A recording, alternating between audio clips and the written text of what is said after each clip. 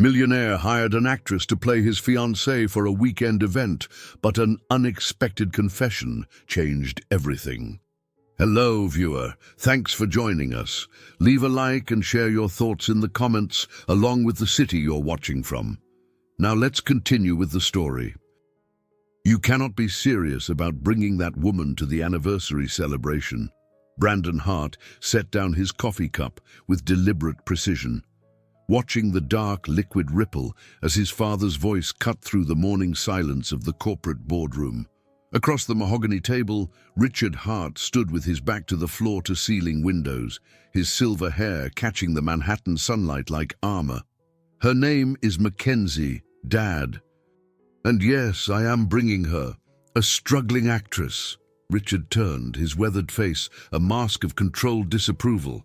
Brandon, this family has maintained its reputation for 4 generations. Your grandmother built this company from nothing. Your mother and I have sacrificed everything to preserve what she created. And you want to parade some nobody from Queens in front of 300 of our closest associates? Brandon pushed back from the table, his chair scraping against the hardwood floor. At 38, he had learned to recognize the familiar tightness in his chest that preceded these conversations. The same suffocating pressure he had felt as a child when his father explained why he could not play with the neighborhood kids, why he could not choose his own friends, why his life belonged to the Hart legacy before it belonged to him. She is not a nobody, and she is going to be my wife. The words tasted strange in his mouth. 3 days ago, Mackenzie Barnes had been nothing more than a headshot on his assistant's desk and a desperate solution to an impossible problem. Now she was his shield against a lifetime of expectations he had never chosen. Richard's laugh was sharp and humorless. Your wife. You have known this girl for what? 2 weeks. Brandon, I raised you to be smarter than this. You raised me to be you. Brandon walked to the window, looking down at the bustling streets 40 floors below. Maybe that was the problem. The problem, Richard said, his voice dropping to the dangerous whisper that had intimidated board members and competitors for decades, is that you think you can walk away from your responsibilities, from your family, from everything I have built for you. Brandon had heard this speech before. The weight of inherited duty, the burden of family honor, the expectation that his life would be a carbon copy of his father's carefully orchestrated existence. A prestigious marriage to someone from their social circle, children raised by nannies while he worked 16-hour days, a house in the Hamptons that would host the same parties for the same people year after year until he died at his desk like his grandfather had. I'm not walking away from anything. I'm choosing my own path, with an actress from Queens, with the woman I love. The lie came easier this time. Brandon had practiced it in the mirror that morning, watching his reflection repeat the words until they sounded almost convincing. Mackenzie had coached him on the details during their brief meeting 2 days earlier. Her favorite color was blue. She grew up in Astoria. She had a younger brother in college. She dreamed of performing on Broadway, but had been waiting tables at a diner in Midtown to pay her rent. What she had not told him was how her eyes lit up when she talked about acting, or how she unconsciously tucked a strand of auburn hair behind her ear when she was nervous, or how she had stared at the contract for a full minute before signing it, her hand trembling slightly as she wrote her name. Love. Richard repeated the word like it was a foreign concept. Brandon, you are the CEO of a Fortune 500 company. Love is a luxury you cannot afford. Maybe that is where we disagree. The door opened, and Miranda Hart entered with the silent grace that had made her a formidable hostess for 30 years. At 62, she still carried herself like the debutante who had captivated Richard Hart at a charity gala in 1983. But her blue eyes, so similar to Brandon's own, held a warmth that her husband had never possessed. "Good morning, darling," she said, kissing Brandon's cheek. "Richard, You are going to give yourself a heart attack if you keep pacing like that. Your son has lost his mind, Miranda. He wants to bring some actress to the anniversary celebration. Miranda settled into her chair with practiced elegance, her pearl necklace catching the light. I assume you're talking about McKenzie. I'm looking forward to meeting her. Richard stared at his wife as if she had just suggested they burn down the estate. You cannot be serious. I am very serious. Brandon is 38 years old. Richard, he has given us 12 years of his life running this company. If he has found someone who makes him happy, then I support his choice. Brandon felt something loosen in his chest. A knot he had not realized was there. His mother had always been his ally in these battles, but her support still surprised him. Miranda, you have not met this girl. You have no idea what kind of person she is, what her motivations might be. I know that she makes our son smile. Miranda interrupted. I have not seen Brandon truly happy in years. If this young woman is responsible for the light in his eyes, then she is welcome in our home. Brandon caught his mother's gaze across the table. She was studying him with the perceptive intelligence that had made her an invaluable partner in his father's business dealings. He wondered if she could see through his carefully constructed facade, if she knew that the light in his eyes was nothing more than desperate relief at finding a way out of this weekend.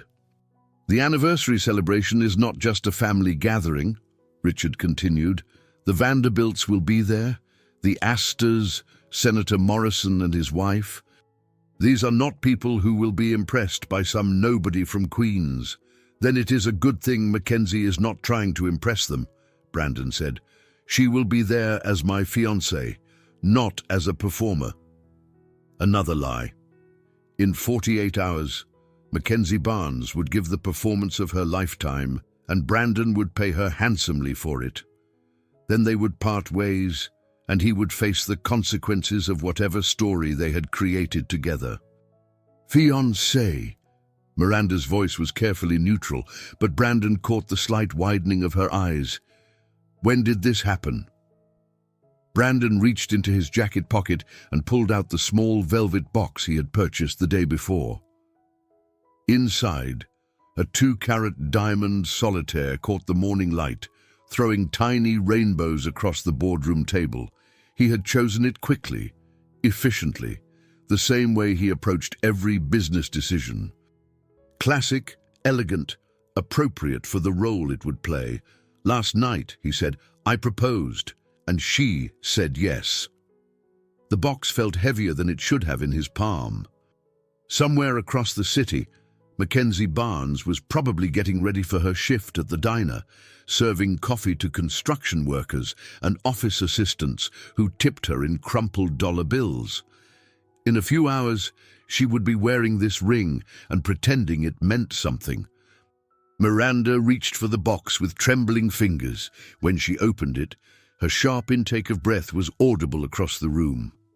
Brandon, it is beautiful. Your grandmother would have loved it. She would have loved Mackenzie, he said, and for a moment he almost believed it himself. Richard slammed his hand against the window, the sound echoing through the room like a gunshot. This is insane. You have known this girl for 2 weeks, and now you want to marry her. What happens when you discover she is only interested in your money? What happens when the novelty wears off and you realize you have nothing in common? What happens to this company when your personal life becomes a public disaster? What happens when I finally stop living the life you planned for me and start living my own? The question hung in the air between them. 38 years of unspoken resentment. It crystallized into a single moment. Brandon had never challenged his father so directly, had never risked the fragile peace that existed between them. But the weight of the engagement ring in his mother's hands felt like a promise he was making to himself as much as to the woman who would wear it. Brandon, Miranda said softly, are you sure about this? Marriage is not something you can undo easily. He looked at his mother, seeing the genuine concern in her eyes. She wanted him to be happy, but she also understood the world they lived in, the expectations that came with their name and their wealth. A world where love was secondary to social standing, where marriages were strategic alliances rather than romantic partnerships. I have never been more sure of anything in my life. The lie was becoming easier with each repetition.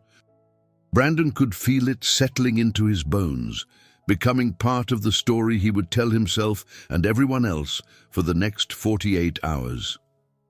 He was not a man desperate enough to hire a stranger to solve his problems. He was not someone who would risk everything for a temporary escape from his father's control. He was simply a man in love, making the same choice millions of people made every day. "Then I suppose we need to discuss the arrangements," Miranda said, closing the ring box with a decisive snap. "The anniversary celebration is in 3 days.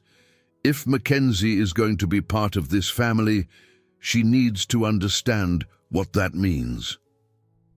Richard turned from the window, his face a mask of cold fury. "Miranda, you cannot be serious about supporting this madness." "I am serious about supporting our son. And if you want to maintain any relationship with him, you will learn to be civil to the woman he has chosen to marry." Brandon watched his parents face each other across the boardroom. 30 years of marriage condensed into a single moment of silent communication. His father's jaw was clenched, his hands balled into fists at his sides.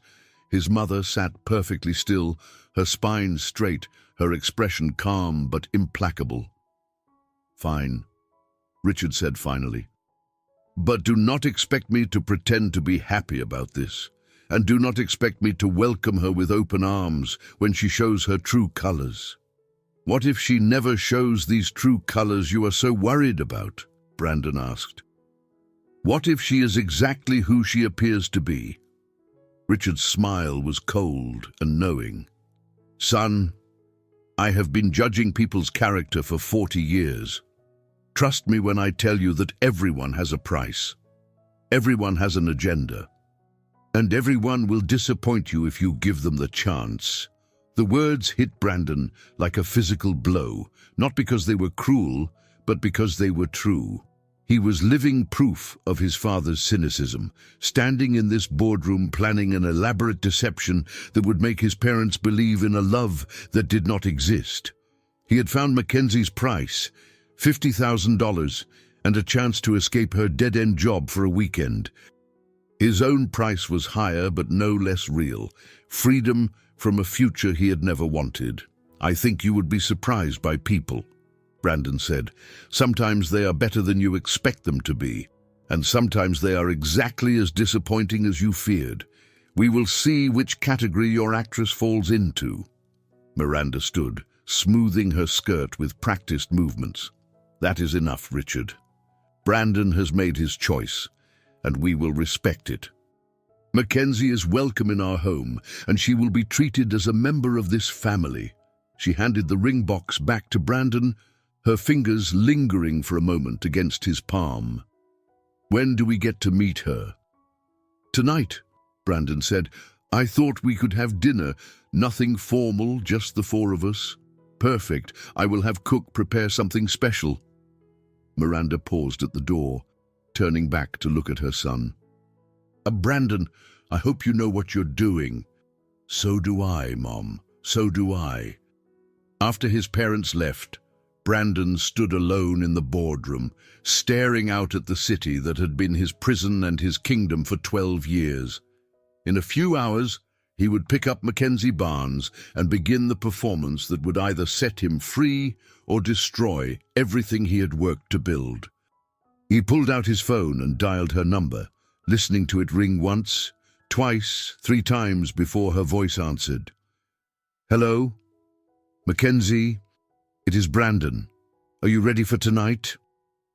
There was a pause, and he could hear the sounds of the diner in the background, clinking dishes, muffled conversations, the hiss of the coffee machine. "As ready as someone can be to meet their fake future in-laws, I guess," Her honesty was refreshing after a morning of carefully constructed lies. Brandon found himself smiling for the first time all day. "They are going to love you." "You do not know that." "No," he admitted, "but I'm hoping they will."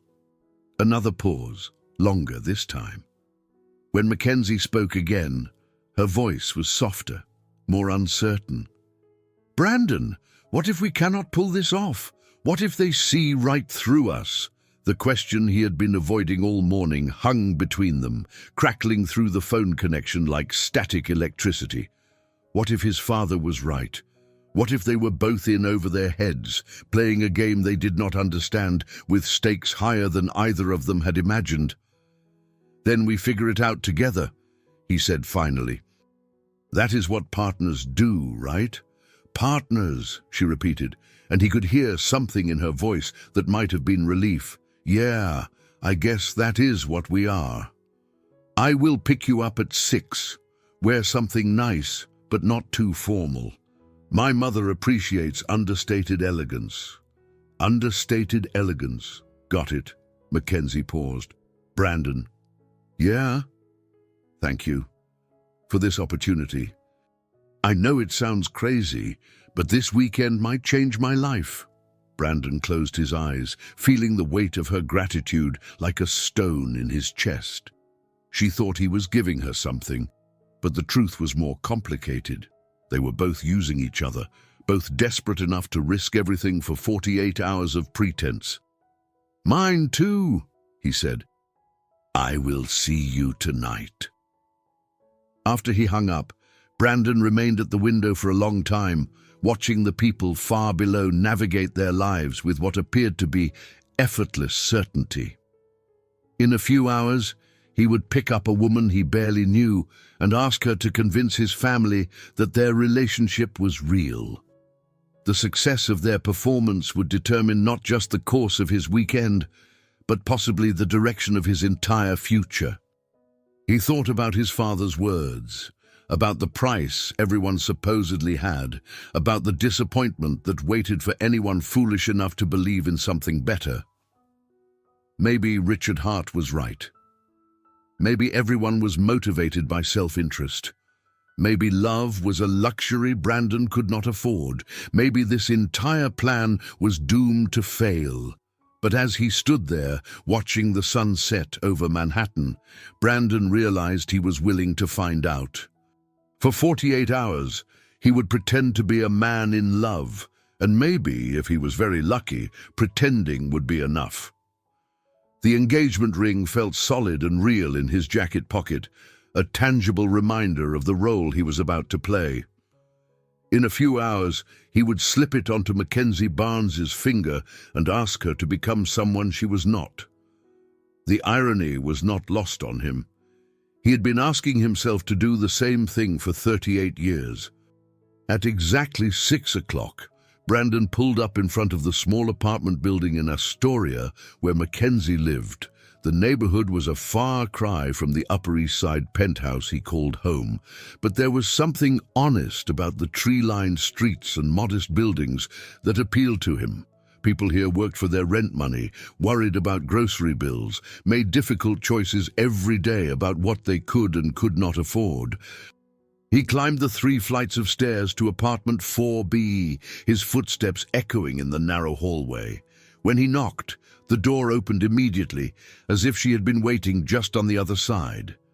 Mackenzie Barnes took his breath away. She was wearing a simple black dress that hugged her curves without being inappropriate, her auburn hair swept up in an elegant chignon that revealed the graceful line of her neck. Her makeup was subtle but expertly applied, emphasizing her green eyes and the natural beauty he had only glimpsed during their brief business meeting 3 days earlier. "You look beautiful," he said, and meant it. "Thank you." She gestured to her outfit with a nervous laugh. "I borrowed the dress from my roommate. She works at Bergdorf's, so she has access to things I could never afford." The casual admission of her financial situation hit Brandon harder than he expected.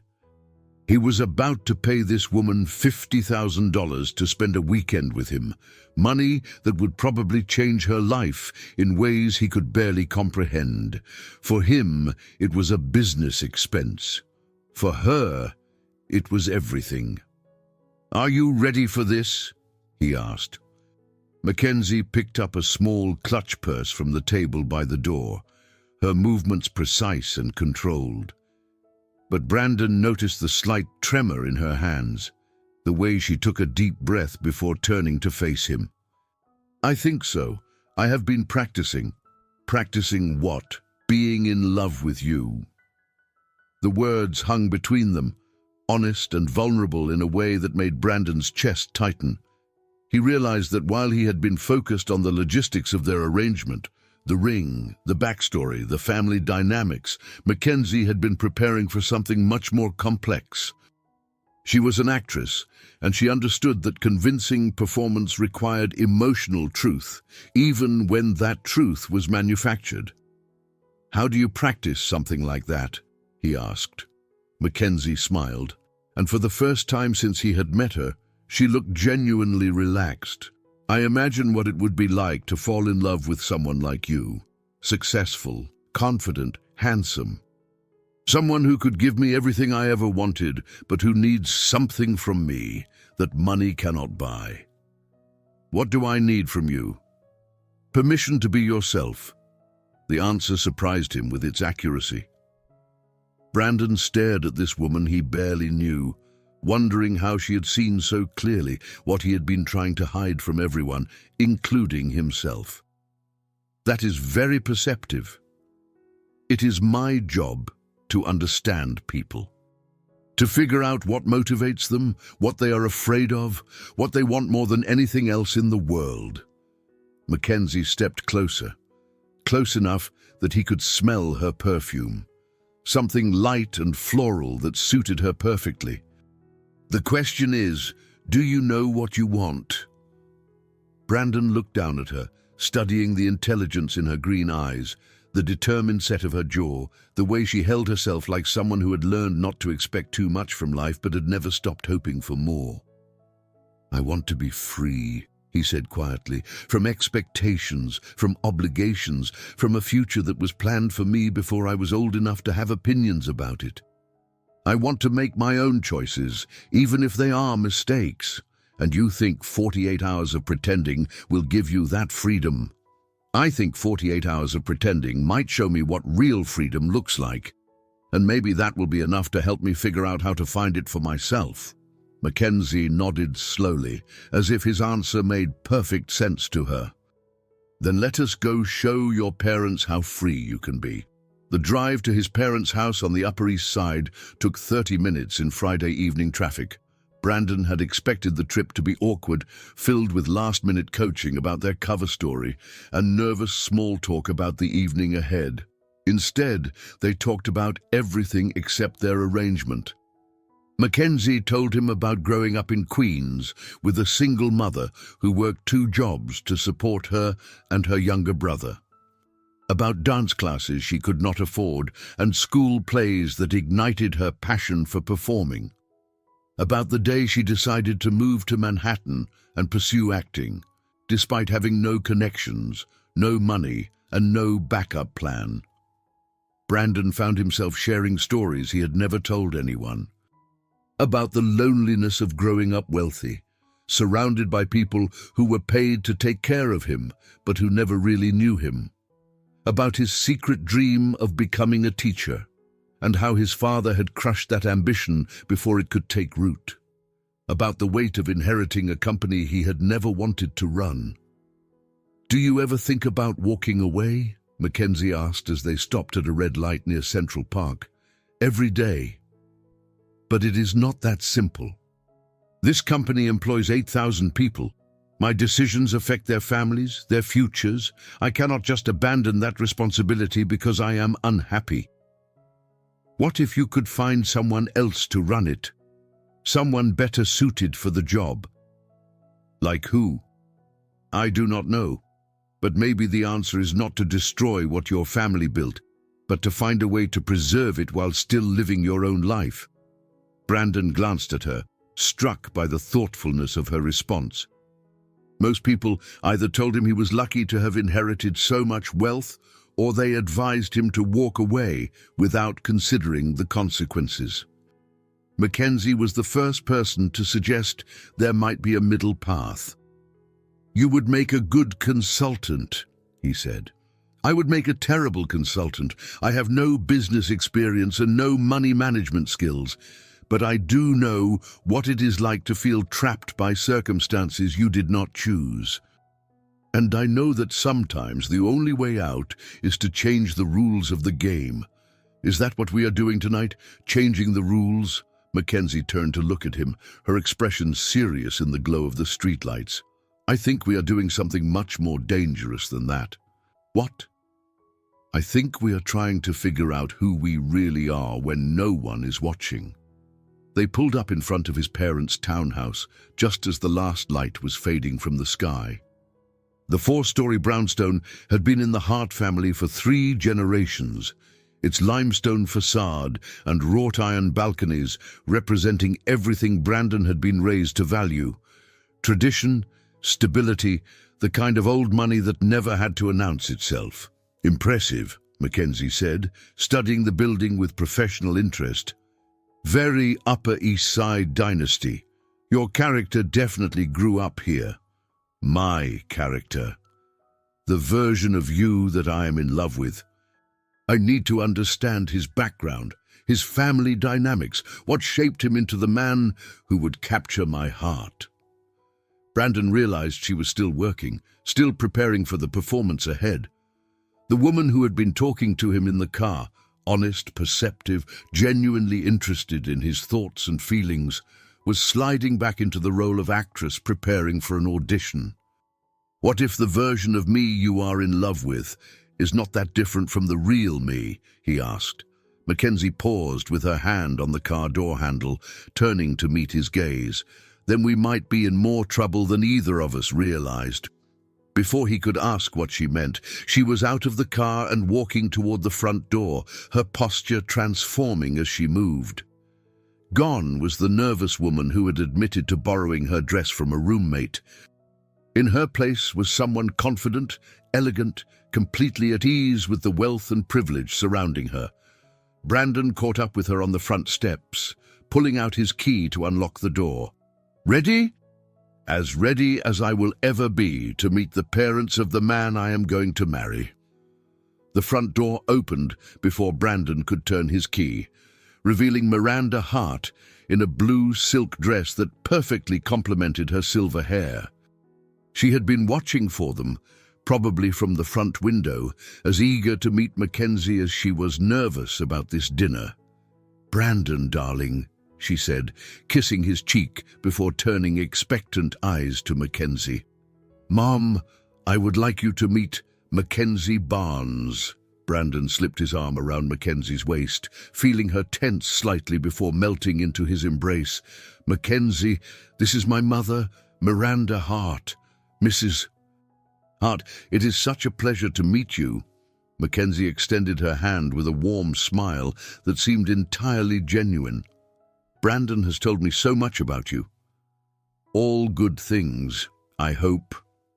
Miranda took Mackenzie's hand in both of hers, studying the younger woman's face with the same intensity Brandon had noticed in the boardroom that morning.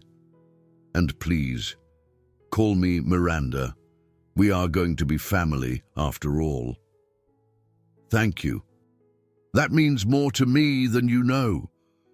Miranda led them into the formal living room, where Richard Hart stood near the fireplace with a glass of scotch in his hand.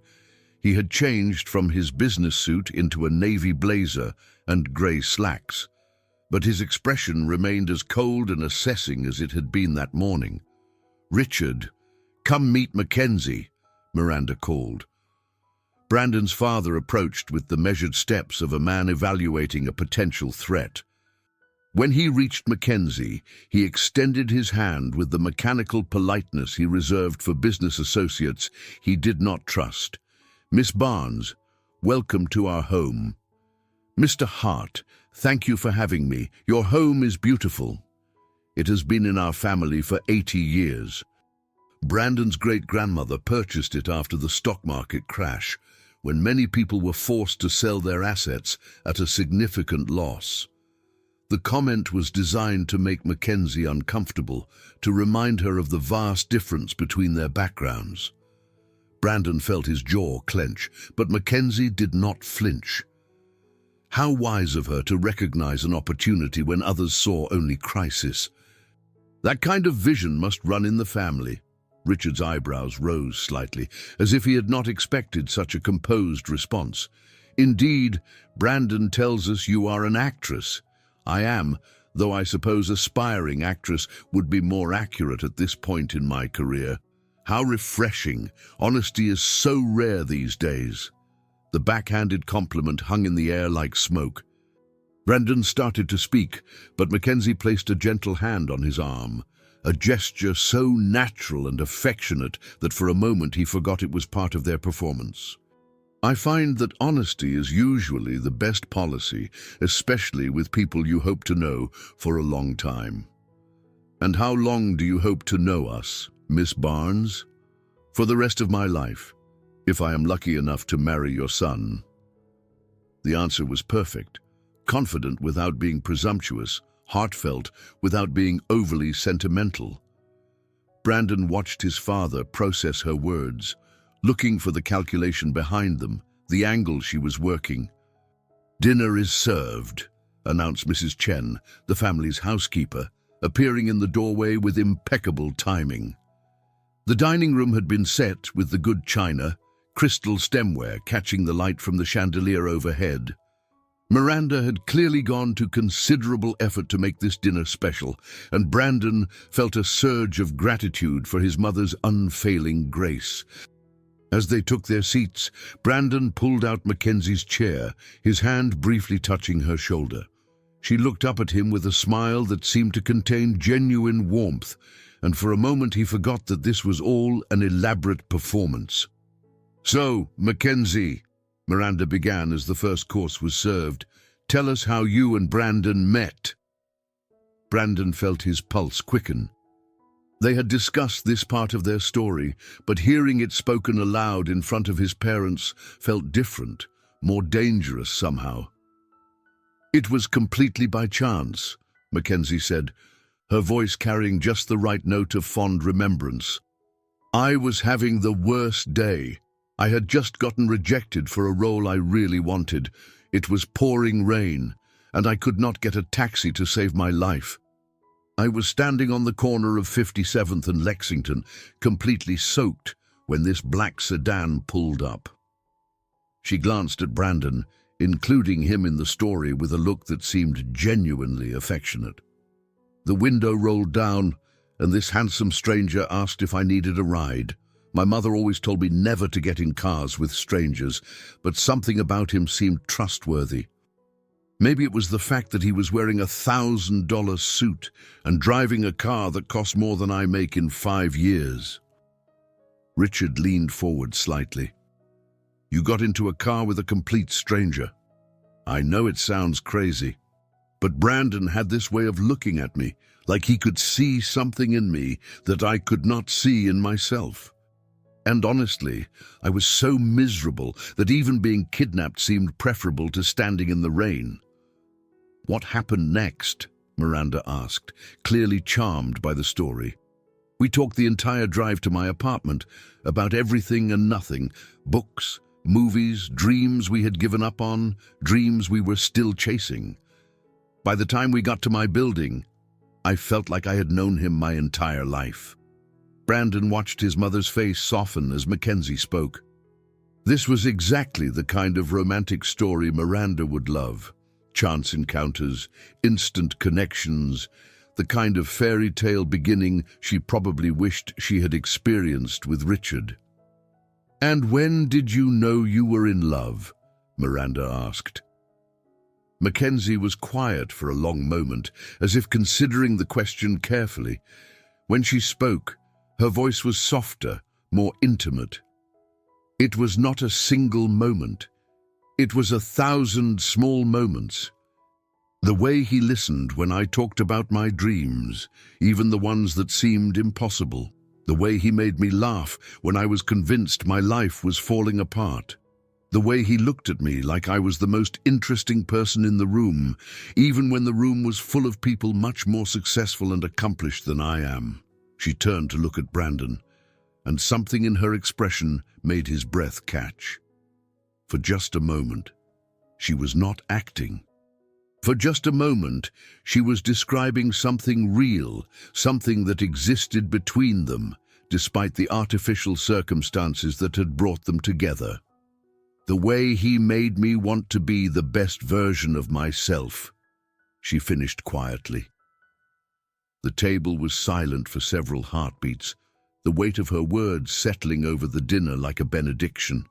Even Richard seemed momentarily disarmed by the sincerity in her voice. "That is beautiful, dear," Miranda said finally. "Richard, do you remember when you knew you were in love with me?" Brandon's father cleared his throat, clearly uncomfortable with the direction the conversation had taken. "It was a long time ago, Miranda. It was at the Whitmore Charity Gala. You had been trying to get my attention all evening, but I was deliberately ignoring you because I thought you were arrogant." "You were not wrong about that," Richard admitted with a rare smile. "But then you did something that completely surprised me. You noticed that old Mrs. Patterson was sitting alone at her table, looking lost and forgotten.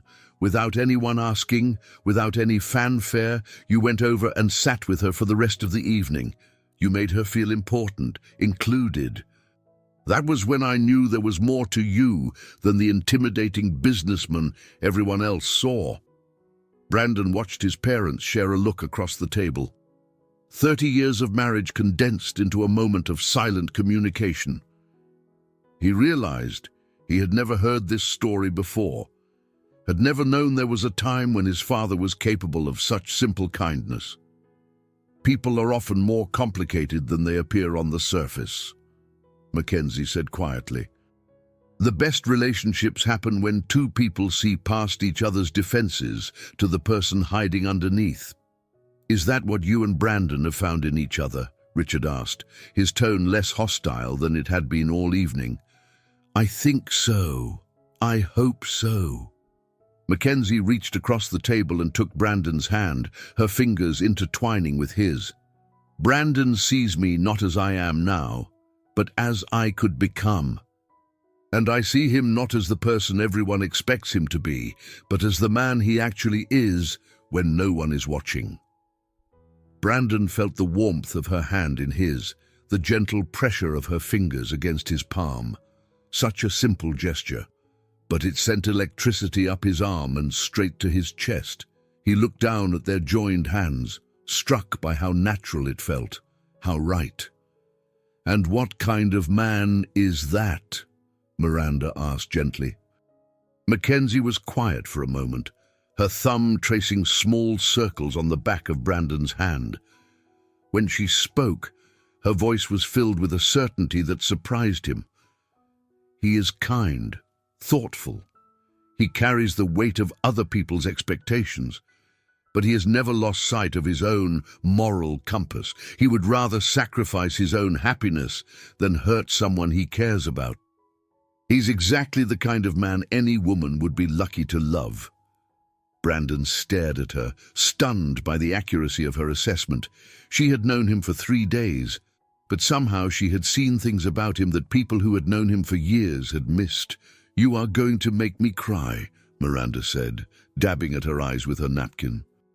"Richard, are you not proud of the man our son has become?" Richard Hart studied his son across the dinner table, his expression unreadable. Finally, he raised his glass of wine. "To Brandon and McKenzie, may you find in each other everything you are looking for."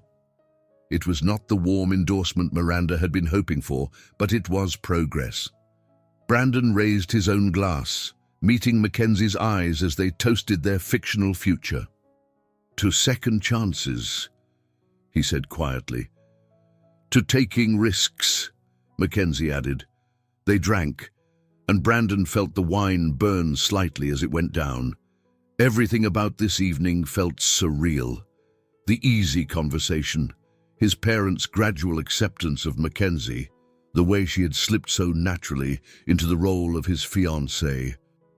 Most unsettling of all was how much he was enjoying her company, how much he looked forward to her responses to his parents' questions, how proud he felt when she charmed them with her intelligence and grace. After dinner, Miranda insisted on showing McKenzie the family photo albums, leading her to the living room while the men cleared the table. Brandon found himself alone with his father for the first time since that morning's confrontation. "She is not what I expected," Richard said, loading plates into the dishwasher with efficient movements. "What did you expect?" "Someone more obviously opportunistic. Someone who would make it easier for me to dislike her." Brandon paused in his task of wrapping leftover food. "Do you dislike her?" Richard was quiet for a long moment, considering the question with the same intensity he brought to complex business negotiations. "No," he said finally, "I do not dislike her. That troubles me more than if I did. Why? Because it means either she is an exceptionally talented actress or she genuinely cares about you. Either possibility complicates things considerably." Brandon set down the container he was holding, turning to face his father fully. "What if she genuinely cares about me? Would that be so terrible? It would mean I was wrong about her motivations. And if I was wrong about that, I might be wrong about other things as well." "Like what?" Richard closed the dishwasher and leaned against the counter, suddenly looking older than his 65 years. "Like whether you are capable of making your own decisions about your life. Like whether the future I planned for you is the future you actually want." The admission hung between them, more honest than any conversation they had shared in years. Brandon realized his father was struggling with the same questions that had been haunting him, questions about duty and desire, about the difference between what was expected and what was needed. "Dad, Brandon, can you come here for a moment?" Miranda's voice carried from the living room, interrupting whatever his father had been about to say. When Brandon entered the living room, he found McKenzie and his mother sitting close together on the sofa, a photo album open between them. McKenzie was laughing at something Miranda had said, her face bright with genuine amusement. "Your mother was just telling me about your infamous attempt to run away from home when you were 8, McKenzie said, grinning up at him. "You made it 3 blocks before you realized you had forgotten to pack food," Miranda added. "You came home because you were hungry." "I was a very impractical runaway," Brandon admitted, settling into the chair beside the sofa. "Where were you planning to go?" McKenzie asked. "Anywhere that was not here." "I had this fantasy about living in the woods, surviving off berries and stream water, completely free from rules and expectations." "What changed your mind? Besides the hunger?" Brandon thought about the question, remembering that long ago afternoon when he had sat on a park bench 3 blocks from home, clutching his backpack and trying to work up the courage to keep walking. "I realized I did not actually want to be alone. I wanted to be understood." "There is a difference." Mackenzie's expression grew thoughtful. "Do you feel understood now?" The question was clearly part of their performance, designed to give him an opportunity to talk about their relationship in front of his parents. But something in her tone suggested she was genuinely curious about his answer. "More than I have in a long time," he said honestly. Miranda closed the photo album and stood, smoothing her skirt. "I think it is time for Richard and me to let you young people have some time alone. Mackenzie, it has been such a pleasure meeting you." "The pleasure was mine. Thank you for welcoming me into your home." "You are welcome here anytime, dear. This is going to be your family too." After his parents said their goodbyes and disappeared upstairs, Brandon and Mackenzie found themselves alone in the living room. The sudden silence felt charged with unspoken thoughts and carefully controlled emotions. "That went well," McKenzie said finally. "Better than well. You were incredible. My mother adores you. And your father." "My father is trying very hard not to like you, which means he probably already does," McKenzie laughed, tucking a strand of hair behind her ear in the gesture he was beginning to recognize as a nervous habit. "I should probably head home. Tomorrow is going to be a long day." Tomorrow, the anniversary celebration, where they would perform for 300 guests instead of just his parents, where the stakes would be higher and the margin for error smaller. "McKenzie, about tomorrow. We will be fine," she said, standing and smoothing her borrowed dress. "We work well together. Did you notice how natural that felt?" Brandon had noticed. He had noticed the way she had anticipated his responses, the way she had supported his answers while adding her own insights, the way they had moved together like partners in a carefully choreographed dance. "It did feel natural," he agreed. "Good. Because tomorrow we need to convince a lot more people that we are head over heels in love." She said it lightly, as if it were just another acting challenge, but something in her eyes suggested the task ahead felt as daunting to her as it did to him. Brandon walked her to the door, helping her with her coat in a gesture that felt both chivalrous and intimate. As she turned to say goodbye, he caught her hand, stopping her for a moment. "McKenzie, thank you. For tonight, for this whole arrangement. I know it is not easy, pretending to care about someone you barely know." She looked down at their joined hands, her expression unreadable. When she met his eyes again, her smile was soft but complicated. "Who says I am pretending?" Before he could respond, she was gone, leaving him standing in the doorway with the echo of her words and the lingering scent of her perfume. Brandon closed the door and leaned against it, trying to process what had just happened. The evening had been a success by any measure. His parents liked McKenzie. She had handled their questions with grace and intelligence, and they had managed to convince two very skeptical people that their relationship was real. But somewhere in the middle of the performance, the lines between fiction and reality had begun to blur. Brandon thought about the way McKenzie had described falling in love with him, the sincerity in her voice when she talked about seeing him for who he really was.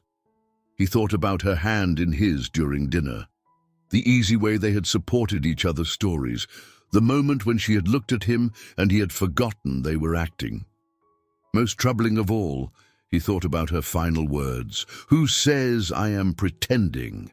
Had she meant it, or was she such a skilled actress that she could make even him believe in the role she was playing?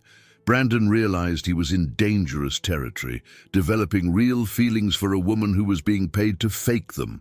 But as he climbed the stairs to his childhood bedroom, he found he did not care about the danger. For the first time in years, he felt alive. For the first time in his adult life, he was looking forward to tomorrow instead of dreading it. And if that was the result of an elaborate performance, then maybe the performance was worth whatever it ultimately cost him. Tomorrow, he would stand beside Mackenzie Barnes in front of 300 guests and pretend to be engaged to her. Tomorrow, he would risk everything on the chance that 48 hours of fiction might lead to something real. But tonight, he would fall asleep thinking about the way she had looked at him across the dinner table and the possibility that some of the best things in life began with the most beautiful lies. The morning of the anniversary celebration dawned grey and drizzly, the kind of October day that seemed designed to match Brandon's mounting anxiety. He stood at the window of his childhood bedroom, watching raindrops race down the glass, while his mind raced through everything that could go wrong in the next 12 hours. His phone buzzed on the nightstand, a text from Mackenzie. "Nervous, me too, but we've got this." The simple message steadied him more than it should have. Brandon typed back, "See you at noon." "You ready to be the center of attention?" As ready as I'll ever be to convince 300 people I'm marrying a millionaire. No pressure. Despite his nerves, Brandon found himself smiling. Mackenzie's honesty about their situation was refreshing after years of navigating conversations filled with subtext and hidden agendas. With her, he always knew exactly where he stood. Another text arrived. Question: should I be insulted that you think you need to pay someone to fall in love with you? Brandon stared at the message for a long moment, his thumb hovering over the keyboard. The question hit closer to home than she probably realized. He had been asking himself the same thing since the moment he had signed their contract. Maybe I just needed to pay someone to give me a chance, he typed back. The response came quickly. For what it's worth, I think you're underestimating yourself.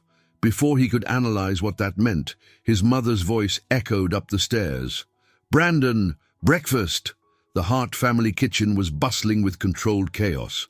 Miranda directed the catering staff with the efficiency of a military commander, while Richard sat at the breakfast bar, reviewing his notes for the speech he would give that evening. 3 generations of Hart family history would be celebrated tonight, and the weight of that legacy seemed to press down on everyone in the room. Good morning, darling, Miranda said, kissing Brandon's cheek. How did you sleep? Fine, he lied. He had spent most of the night staring at the ceiling, alternating between excitement and terror about the day ahead. The florists will be here at 9, the musicians at 10. The tent people finished setting up last night, but I want to do a final walkthrough before the guests arrive. Miranda paused in her recitation, studying her son's face. You look pale. Are you feeling all right? Just nervous about tonight? There is nothing to be nervous about. It is a family celebration, not a performance. Brandon almost laughed at the irony. Tonight would be nothing but a performance, the most important one of his life. Where is McKenzie getting ready? Miranda asked.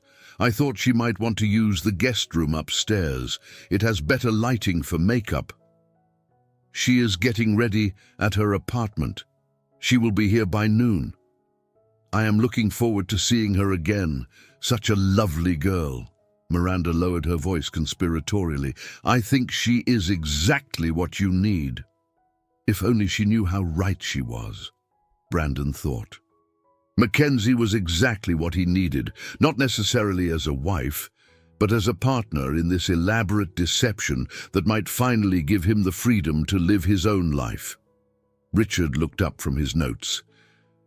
Have you given any thought to the announcement? What announcement? Your engagement. The guests will be expecting some sort of formal announcement tonight. It is traditional. Brandon felt his stomach clench.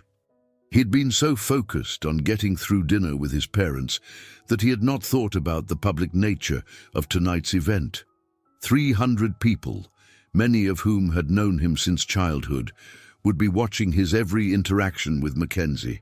I thought we would keep it low-key, he said carefully. Low-key? Richard's eyebrows rose. Son, this is the social event of the season. Everyone who is anyone will be there. If you are serious about marrying this girl, tonight is the perfect opportunity to make it official. Your father is right, Miranda added. We should announce the engagement properly. I can have the musicians play something special, maybe after your father's speech. Brandon nodded, not trusting himself to speak. The scope of what he and McKenzie were attempting was becoming clearer by the minute. It was one thing to fool his parents over dinner. It was another entirely to convince 300 guests at a formal celebration. At exactly noon, a town car pulled up the circular driveway. Brandon watched from the front window as McKenzie emerged, and his breath caught in his throat. She was wearing a deep emerald gown that brought out the color of her eyes, the fabric flowing around her like water as she moved. Her hair was styled in an elegant updo that showcased her graceful neck and the delicate earrings she wore. She looked every inch the sophisticated society woman, born to this world of wealth and privilege, but it was more than her appearance that struck him.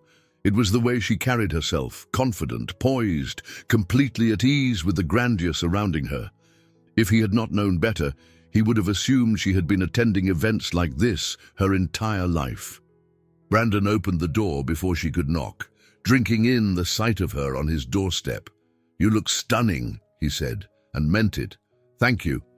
You clean up pretty well yourself." He was wearing a classic black tuxedo, perfectly tailored and appropriate for the formal evening ahead. But under Mackenzie's appreciative gaze, he felt more handsome and confident than he had in years. "Are you ready for this?" he asked, offering her his arm. As ready as anyone can be to attend their first high society event as the fake fiancé of a millionaire. She took his arm, her fingers curling around his elbow in a gesture that felt natural and right. "What's the plan?" "Survive the next 8 hours without anyone figuring out we met 4 days ago." "Piece of cake," Mackenzie said with a grin that did not quite hide her nervousness. Miranda appeared in the doorway, resplendent in a silver gown that had probably cost more than Mackenzie made in 6 months. Her face lit up when she saw the younger woman. "Mackenzie, you look absolutely radiant. That color is perfect on you." "Thank you, Miranda. You look beautiful as well. Come, let me show you around before the guests arrive. You should be familiar with our home if you are going to be part of the family." For the next hour, Miranda led them through a tour of the Hart estate. The family had purchased the Hampton property in the 1920s, and every room told a story of American wealth and influence. Oil paintings by famous artists, furniture that had belonged to presidents, books signed by Nobel Prize winners. Brandon watched Mackenzie take it all in, noting how she asked intelligent questions about the art and antiques, how she listened with genuine interest to his mother's stories about family history. She was not intimidated by the display of wealth. Instead, she seemed fascinated by the human stories behind the objects. "This is where Brandon had his 10th birthday party," Miranda said, as they walked through the garden. "He insisted on having a treasure hunt instead of the usual formal affair. We hid clues all over the grounds." "Did you find all the treasure?" Mackenzie asked Brandon. "Most of it. There is probably still a plastic sword buried somewhere near the rose garden." "He was such an imaginative child," Miranda continued, "always creating elaborate games and adventures. I think that is why he understands people so well now. He never lost that ability to see the world as a place full of possibilities."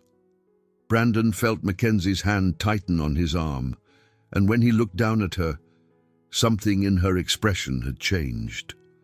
She was looking at him with what appeared to be genuine affection, as if his mother's words had revealed something about him that she found endearing. "I can picture that," she said softly. "The boy who wanted to run away to the woods, creating treasure hunts in his own backyard." "The guests will start arriving soon," Miranda announced, checking her watch. "I should go make sure everything is ready. Mackenzie, if you need anything at all, please do not hesitate to ask." After Miranda left, Brandon and Mackenzie found themselves alone in the garden. The rain had stopped, but the air still held the damp, earthy scent of autumn. In a few hours, this space would be filled with hundreds of people, but for now, it was just the two of them surrounded by flowers and the lingering silence of their shared performance. "Your mother is wonderful," Mackenzie said. "She likes you. A lot." "The feeling is mutual." Mackenzie turned to face him, her expression serious. "Brandon, I need to ask you something, and I need you to be honest with me." "What? Are you having second thoughts about this? Because if you are, we need to figure out an exit strategy before 300 people see us together." The question surprised him. In all his worrying about the evening ahead, he had never considered backing out entirely. "Are you having second thoughts?" he asked instead of answering. "I asked you first." Brandon studied her face, looking for signs of the nervousness he was feeling, but McKenzie appeared calm, resolved, ready for whatever the evening would bring. "No," he said finally, "I'm not having second thoughts. What we are doing might be crazy, but it feels right. Does that make sense?" "Perfect sense," Mackenzie smiled, some of the tension leaving her shoulders. "Because I am not having second thoughts either. In fact, I'm starting to think this might be the best decision either of us has ever made, even though it is completely insane, especially because it is completely insane." The sound of car doors slamming echoed from the front of the house, followed by the rise and fall of voices. The first guests were arriving. "This is it," Brandon said. "This is it." Mackenzie straightened her shoulders, transforming once again into the poised, confident woman who belonged in this world, ready to fall in love with me in front of 300 witnesses. "I think I might be getting a head start on that," Brandon said quietly. The words were out before he could stop them, more honest than he had intended to be. Mackenzie's eyes widened, and for a moment neither of them moved. "Brandon! Mackenzie! There you are!" Miranda's voice carried across the garden. "Come meet the Ashfords. They are dying to hear about your engagement." The moment was broken, but the words hung between them as they walked back toward the house. Brandon had not meant to admit how much his feelings had changed over the past few days, but he could not regret the honesty. Whatever happened tonight, at least Mackenzie would know that some of what she was seeing from him was real. The next 3 hours passed in a blur of introductions, small talk, and carefully orchestrated charm. Brandon had attended dozens of events like this throughout his life, but tonight felt different. Tonight, he had Mackenzie beside him, her hand resting lightly on his arm, her laughter punctuating conversations with people who had known him since childhood. She was extraordinary. She remembered names instantly, asked thoughtful questions about people's work and families, and somehow made everyone feel like the most interesting person in the room. But more than that, she made Brandon feel like a better version of himself. With her beside him, he was funnier, more relaxed, more genuinely engaged with the people around him. "You two are absolutely glowing," said Eleanor Ashford, a family friend who had known Brandon since he was in diapers. "Young love is such a beautiful thing." "We feel very lucky," Mackenzie replied, looking up at Brandon with an expression of such complete adoration that his heart skipped a beat. "How did you know he was the one?" Eleanor asked.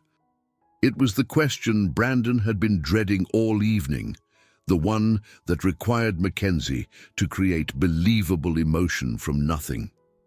"Honestly?" Mackenzie paused as if considering how much to reveal. "It was the way he listened to me. Not just to my words, but to what I was not saying. He saw things in me that I had stopped seeing in myself." "That is how you know it is real," Eleanor said with satisfaction. "When someone sees your potential and helps you become the person you are meant to be." Brandon felt something tighten in his chest. Mackenzie was describing something that sounded very much like what was actually happening between them, despite the artificial circumstances that had brought them together. "Excuse me," a voice interrupted.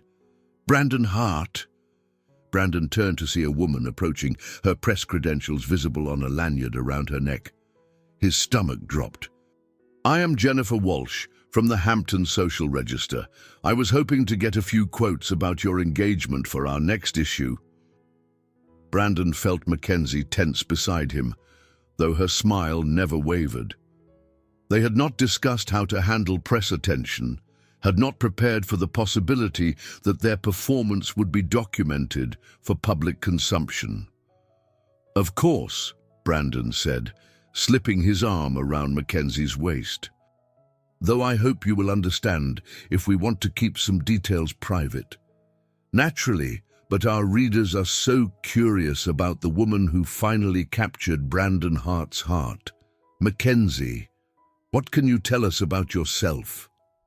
McKenzie leaned into Brandon's embrace, every inch the radiant bride-to-be. There is not much to tell, really. I am just a girl from Queens who got very lucky. How did you two meet? It was raining, McKenzie said, launching into the story they had practiced. But as she spoke, Brandon noticed subtle changes in her delivery. The story was the same, but the emotions behind it felt deeper, more authentic than they had during rehearsal. And when did you know you wanted to marry her? Jennifer asked Brandon. The question caught him off guard. They had not practiced his side of the proposal story, had not discussed what his emotional journey was supposed to have been. It was not one moment, he said slowly, echoing Mackenzie's words from the night before. It was the accumulation of 100 small moments. The way she laughed at my terrible jokes, the way she challenged me to be better than I thought I could be. The way she looked at me like I was exactly who she had been waiting for her whole life. As he spoke, Brandon realized he was no longer talking about their fictional romance. He was describing what had actually happened to him over the past 4 days. The way Mackenzie had somehow slipped past all his defenses and made him believe in possibilities he had given up on years ago. That is so romantic, Jennifer gushed. When is the wedding? We have not set a date yet, Mackenzie said quickly. We are still enjoying being engaged. Well, you make a beautiful couple. Congratulations. After the reporter moved on, Brandon and Mackenzie found themselves momentarily alone near the edge of the tent. That was close, Mackenzie said quietly. You handled it perfectly. So did you. She looked up at him, her expression unreadable. That thing you said about 100 small moments, that was not in our script. No, it was not.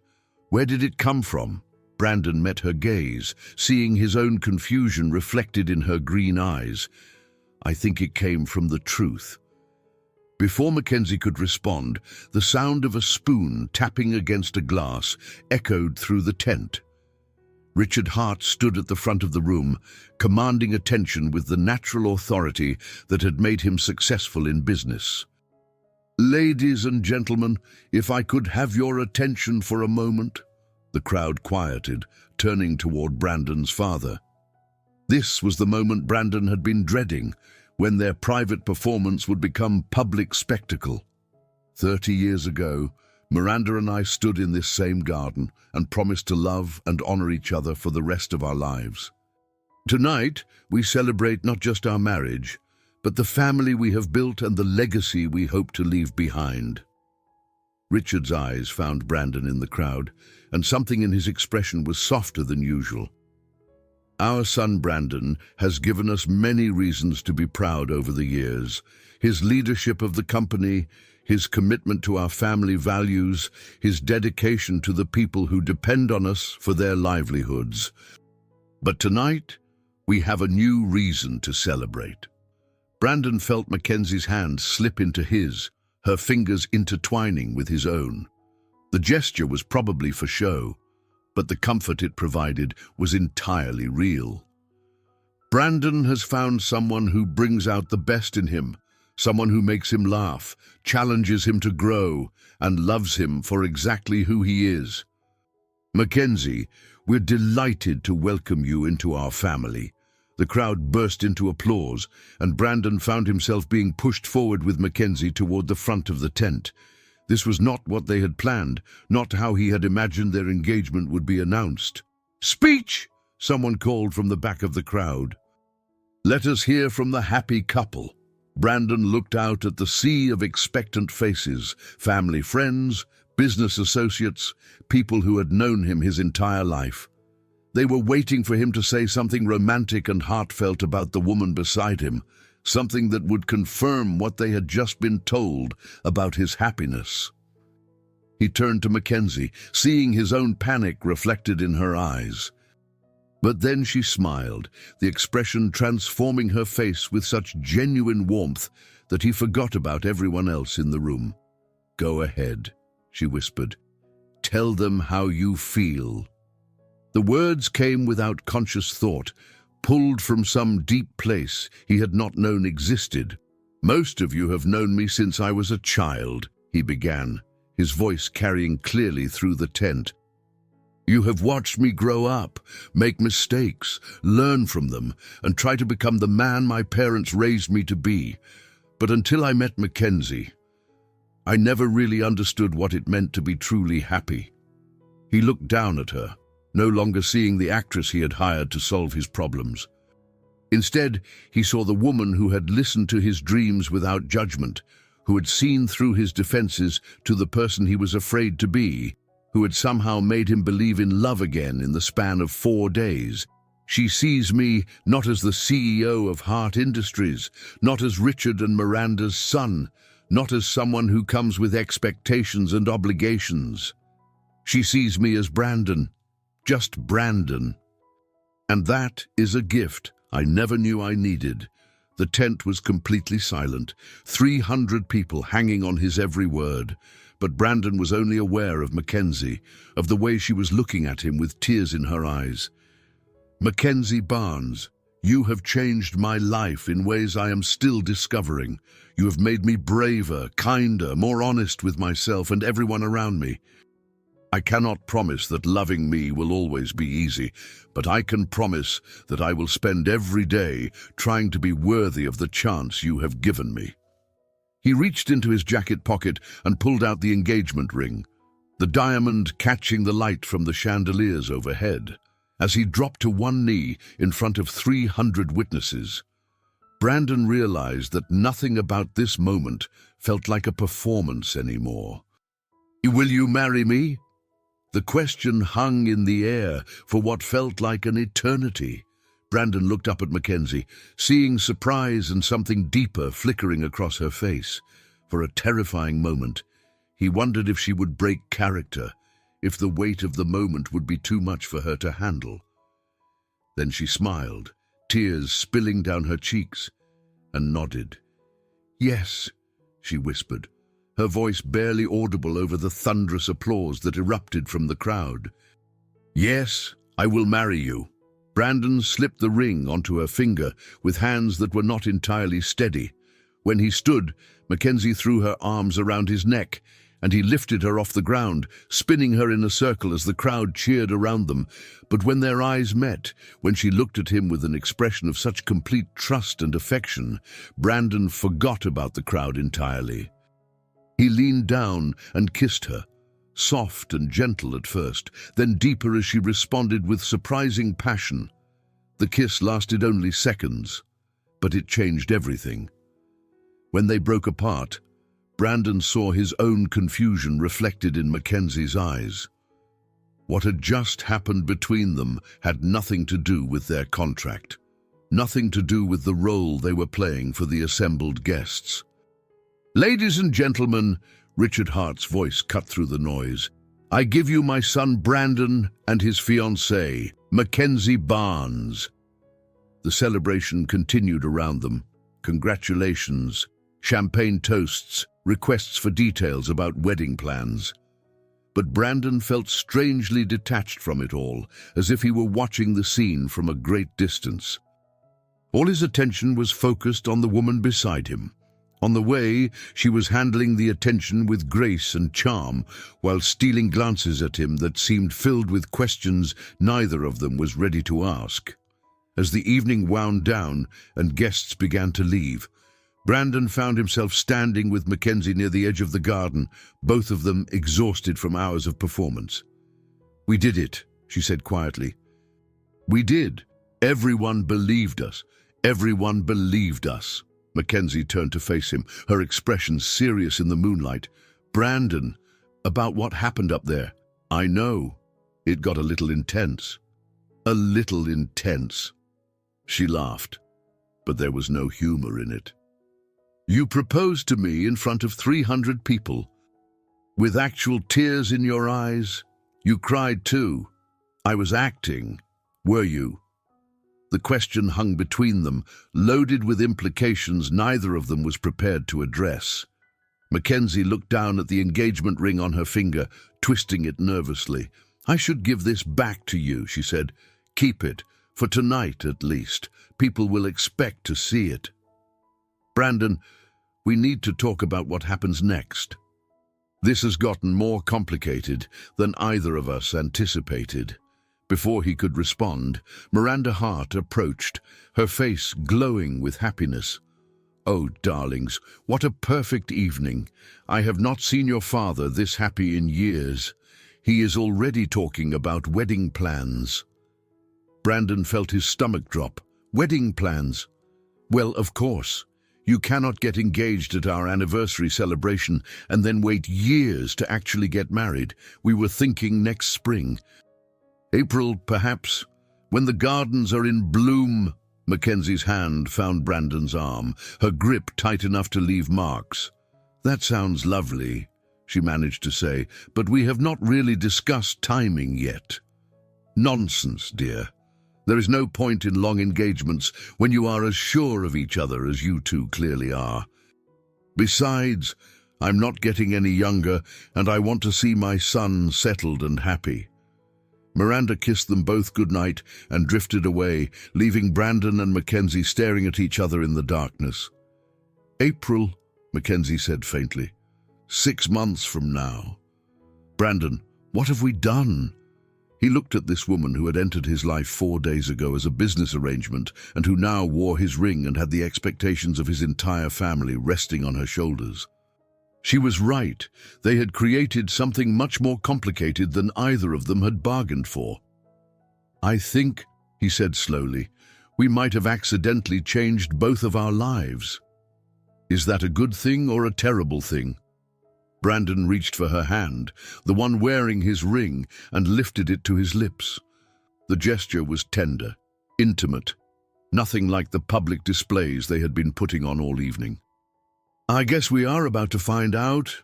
As they walked back toward the house, Brandon realized that their 48-hour arrangement had just become something indefinite and potentially life-altering. They were no longer just pretending to be engaged. They were engaged, at least in the eyes of everyone who mattered to him. The question now was whether they could figure out how to turn their beautiful lie into something real, or whether they would both be destroyed by the attempt. But as Mackenzie's hand nestled trustingly in his, as he caught the scent of her perfume and felt the warmth of her presence beside him, Brandon found himself hoping they would at least have the chance to try. The weekend that was supposed to solve his problems had just created an entirely new set of challenges. But for the first time in his adult life, Brandon Hart was looking forward to facing those challenges with someone who understood exactly what it felt like to risk everything on the possibility of love. Even if that love had started as the most elaborate performance of their lives, the morning after the anniversary celebration arrived with the brutal clarity that follows a night of too much champagne and too many life-altering decisions. Brandon woke in his childhood bedroom with sunlight streaming through windows he had forgotten to close, his head pounding and his mouth dry as cotton. For a blissful moment, he lay still and tried to remember why his chest felt tight with anxiety. Then the memories flooded back. The public proposal, the ring on Mackenzie's finger, his mother's excited talk of wedding plans, and most disturbing of all, the way he had felt when he kissed Mackenzie in front of 300 witnesses. It had not felt like acting. Brandon reached for his phone on the nightstand, squinting at the screen. 12 missed calls from his assistant, 8 text messages from business associates offering congratulations, and 1 missed call from Mackenzie at 6:47 that morning. He dialed her number, his heart racing as it rang. "Brandon!" Her voice was thick with sleep, husky in a way that sent an unexpected jolt of awareness through him. "Did I wake you?" "No, I have been up for hours. I could not sleep." There was a pause. "We need to talk." "I know." "Are you free this morning?" "I am free until reality sets in, which I estimate will be around noon when the first newspaper hits the stands." Brandon had not thought about media coverage. The Hampton Social Register was a small publication, but other outlets might have picked up the story of his engagement. By this afternoon, their arrangement might be public knowledge far beyond the circle of family and friends who had witnessed it. "Can you meet me at my apartment in an hour? Your apartment? Is that wise? If we are going to figure out how to end this thing, we probably should not be seen together more than necessary. End this thing." The words hit Brandon like cold water, clarifying thoughts that had been muddled with exhaustion and emotion. Is that what we are going to do? End it. McKenzie was quiet for so long that Brandon wondered if the call had dropped. "I do not know," she said finally. "Do you?" "I do not know either. That is why we need to talk. Give me your address. I will be there in an hour." Brandon's penthouse occupied the top 2 floors of a building on Central Park West, with views that stretched from the Hudson River to the east side. He had purchased it 5 years earlier, drawn by the privacy and the sense of being above the chaos of the city below. This morning, as he stood at the floor-to-ceiling windows waiting for McKenzie to arrive, the apartment felt less like a sanctuary and more like a prison of his own making. When the doorman announced her arrival, Brandon's pulse quickened in a way that had nothing to do with anxiety and everything to do with anticipation. He had not seen her for less than 12 hours, but he found himself eager for her company in a way that complicated everything they needed to discuss. McKenzie emerged from the elevator looking nothing like the elegant woman who had charmed 300 guests the night before. She wore jeans and a simple sweater, her hair pulled back in a ponytail, her face free of makeup. She looked younger, more vulnerable, and somehow more beautiful than she had in the designer gown. "Nice place," she said, glancing around the spacious living room with its modern furniture and carefully curated art collection. "Thank you. Can I get you some coffee?" "Please, I have a feeling I'm going to need the caffeine for this conversation." Brandon led her to the kitchen, grateful for the mundane task of making coffee. The normalcy of measuring grounds and adding water gave him time to organize his thoughts, though he was not sure any amount of organization would help him navigate the conversation ahead. "So," McKenzie said, accepting the mug he offered her. "That happened." "That happened," he agreed. "Your mother wants us married by April." "My mother has always been an optimist." McKenzie laughed, but there was no humor in it. "Brandon, what are we going to do? Because as of last night, we are not just pretending to be engaged anymore. We are actually engaged, at least as far as the rest of the world is concerned." Brandon leaned against the kitchen counter, studying her face. In the bright morning light, he could see the exhaustion around her eyes, the tension in her shoulders.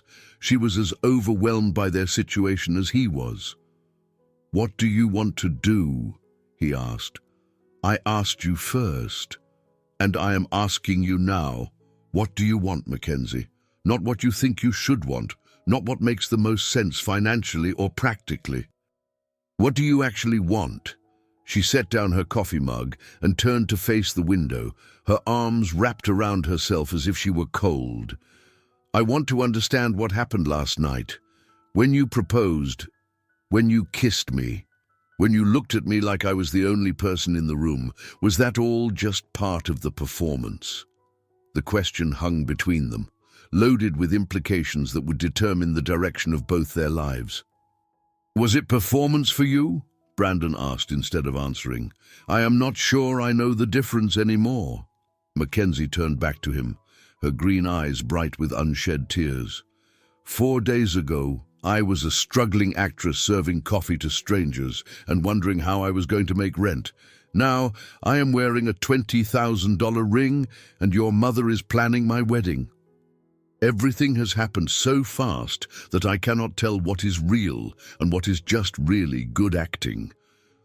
Brandon crossed the kitchen, stopping just close enough to touch her if he chose to. "The way you made me feel last night was real," he said quietly. "The way you make me feel right now is real. I cannot speak for you, but I stopped acting somewhere between meeting my parents and standing up in front of 300 people and telling them I wanted to spend my life with you. Mackenzie's breath caught. Brandon, I know this is crazy. I know we barely know each other. I know the circumstances that brought us together were artificial and probably ethically questionable. But I also know that I have never felt about anyone the way I feel about you. How do you feel about me? The question was barely a whisper, but it carried the weight of everything they had not yet said to each other. I feel like I have been sleepwalking through my life for 38 years, and you woke me up. I feel like every decision I made before I met you was based on fear, and every decision I want to make now is based on hope. I feel like you see me more clearly than anyone ever has, and somehow you still think I am worth loving. Tears spilled down Mackenzie's cheeks, but she did not look away from him. And I feel terrified, Brandon continued, because I think I am falling in love with you, and I have no idea if what you feel for me is real or if you are just the best actress I have ever met. Mackenzie reached up and touched his face, her palm warm against his cheek. I am a good actress, she said softly, but I am not that good. No one is that good. What does that mean? It means that what you saw last night, what you are seeing right now, is not a performance. It means that somewhere between your parents' dinner table and that tent full of people, I stopped pretending to be in love with you and started actually being in love with you. The admission hung in the air between them, honest and terrifying and full of possibility. So what do we do now? Brandon asked. I do not know. This is not exactly a situation they cover in relationship advice columns. How do you build something real on a foundation of lies? Maybe we do not have to build on that foundation. Maybe we can start over. Start over how? Brandon took her hands in his, the engagement ring solid and real between their palms.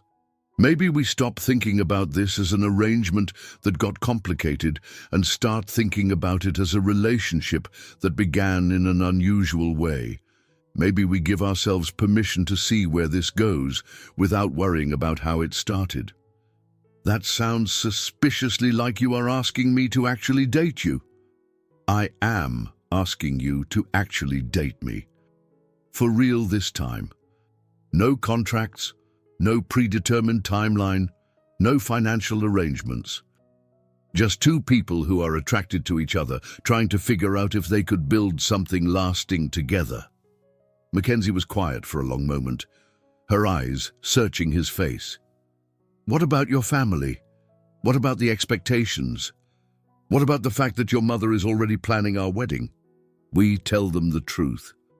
That we rushed into an engagement, that we want to take things slower, that we need time to really get to know each other before we make such a big commitment. And the media attention? The story in the social register? We deal with it, together, as partners. Partners, Mackenzie repeated, and something in her expression softened. I like the sound of that. Is that a yes? That is a, let me think about it. This is the biggest decision of my life, Brandon. I need a little time to process. Brandon nodded, though every instinct told him to push for an answer, to lock in her commitment before she could change her mind. How much time do you need? Give me until tonight. I want to go home, think about everything that has happened, maybe talk to someone who can help me see this situation clearly. Someone like who? My brother. He is the only family I have, and he knows me better than anyone. If I am making a huge mistake, he will tell me. The thought of Mackenzie discussing their situation with someone else made Brandon nervous, but he understood her need for perspective from someone who cared about her welfare. All right, tonight, should I pick you up for dinner? Let me call you. If I decide this is something I want to pursue, we can talk about next steps. If I decide it is too complicated, too risky, too crazy to work, then we figure out how to end this gracefully. Brandon walked her to the elevator, fighting the urge to kiss her goodbye. Everything between them felt fragile, balanced on the edge of possibility and disaster. "Mackenzie," he said as the elevator doors opened. "Yeah? For what it is worth, I think you are brave as hell for even considering this. Most people would run in the opposite direction. Most people have not spent their entire adult lives waiting for someone to take a chance on them," she said quietly. "Maybe I am just tired of playing it safe." After she left, Brandon stood in his empty apartment trying to process everything that had changed in the span of a single conversation. 12 hours ago, he had been a man pretending to be engaged. Now he was a man genuinely in love, waiting to find out if the woman who had turned his life upside down was willing to take the same risk he was. His phone rang, interrupting his thoughts. His mother's name appeared on the screen. "Good morning, Mom." "Good morning, darling. I hope I'm not calling too early, but I could not sleep last night.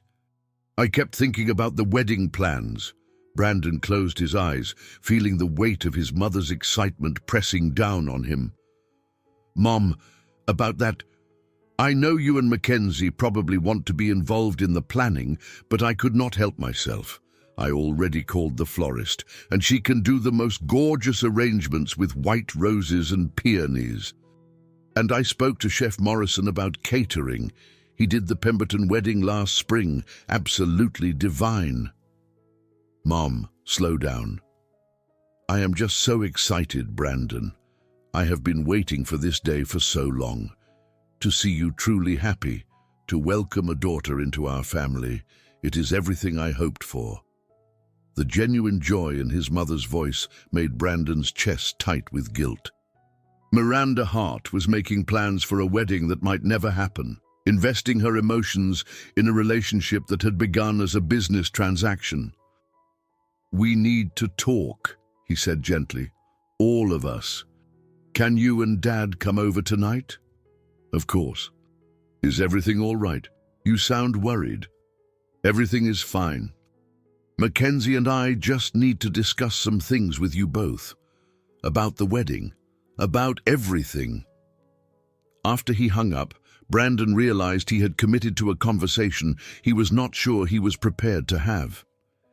If Mackenzie decided their situation was too complicated to pursue, he would have to tell his parents that their engagement was off barely 24 hours after announcing it. If she decided to give their relationship a real chance, he would have to explain why they needed to slow down the wedding plans without revealing the true nature of their arrangement. Either way, it was going to be a difficult evening. Brandon spent the day in his home office, trying to focus on work, but finding his attention constantly drifting to his phone. Every time it buzzed with a text or email, his heart raced with the hope that it was Mackenzie calling with her decision. By late afternoon, he had managed to accomplish very little beyond staring at quarterly reports and imagining various scenarios for how their conversation might go. At 5 o'clock, he gave up any pretense of productivity and started pacing his apartment like a caged animal.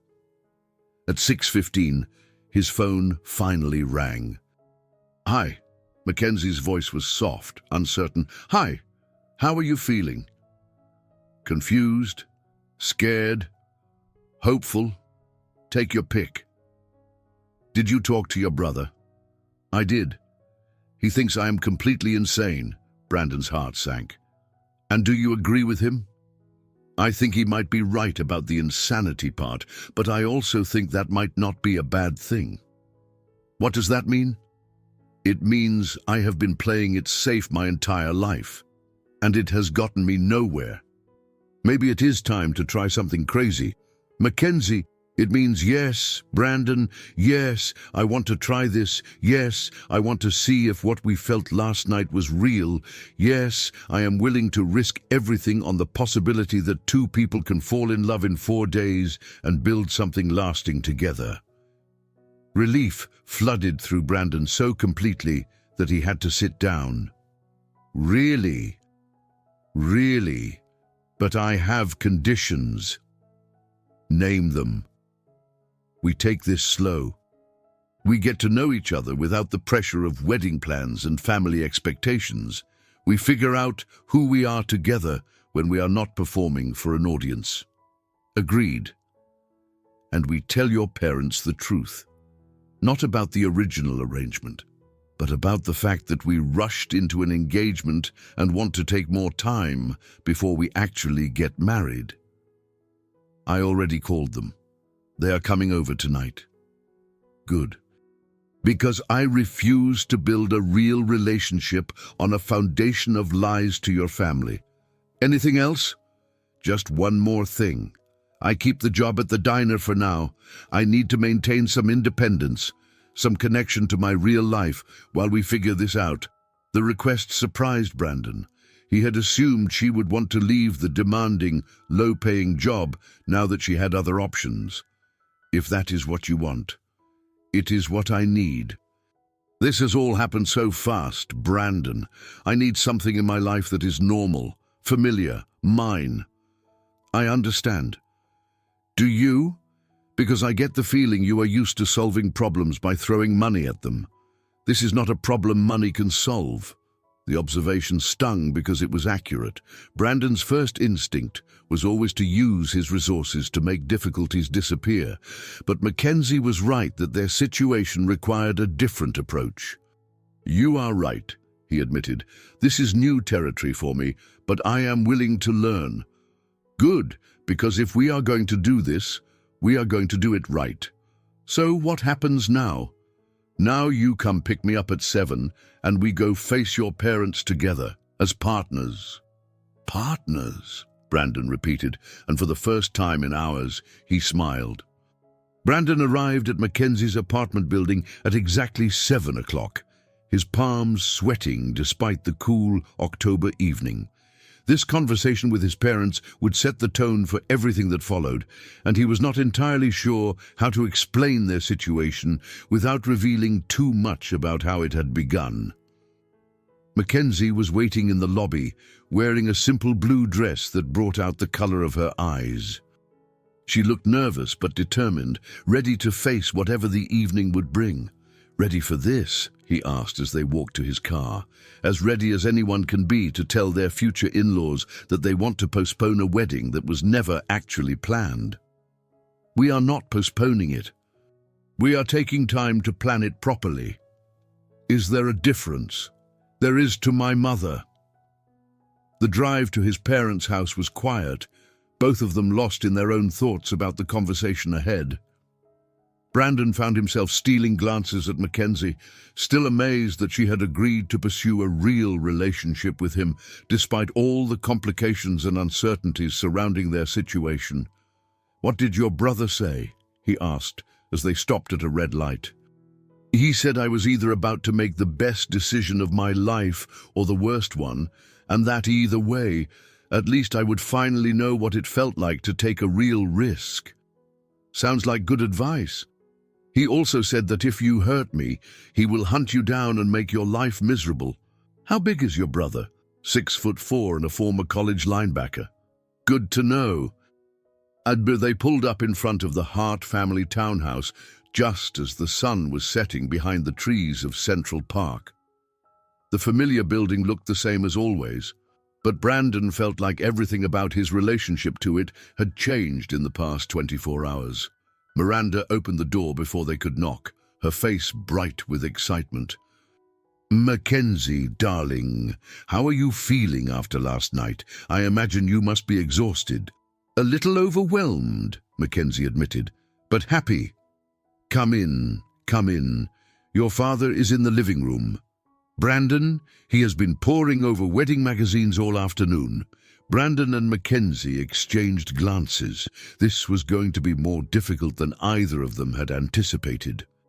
They found Richard Hart surrounded by bridal publications, his reading glasses perched on the end of his nose as he studied an article about destination wedding venues. "Brandon, Mackenzie." He stood to greet them, and Brandon was surprised to see genuine warmth in his father's expression. "I have to admit, I owe you both an apology. I was skeptical about your relationship, but seeing you together last night, seeing how happy you make each other. I was wrong to doubt you." The admission hit Brandon like a physical blow. His father, who never apologized for anything, was admitting he had misjudged their relationship. The guilt was overwhelming. "Dad, no, let me finish.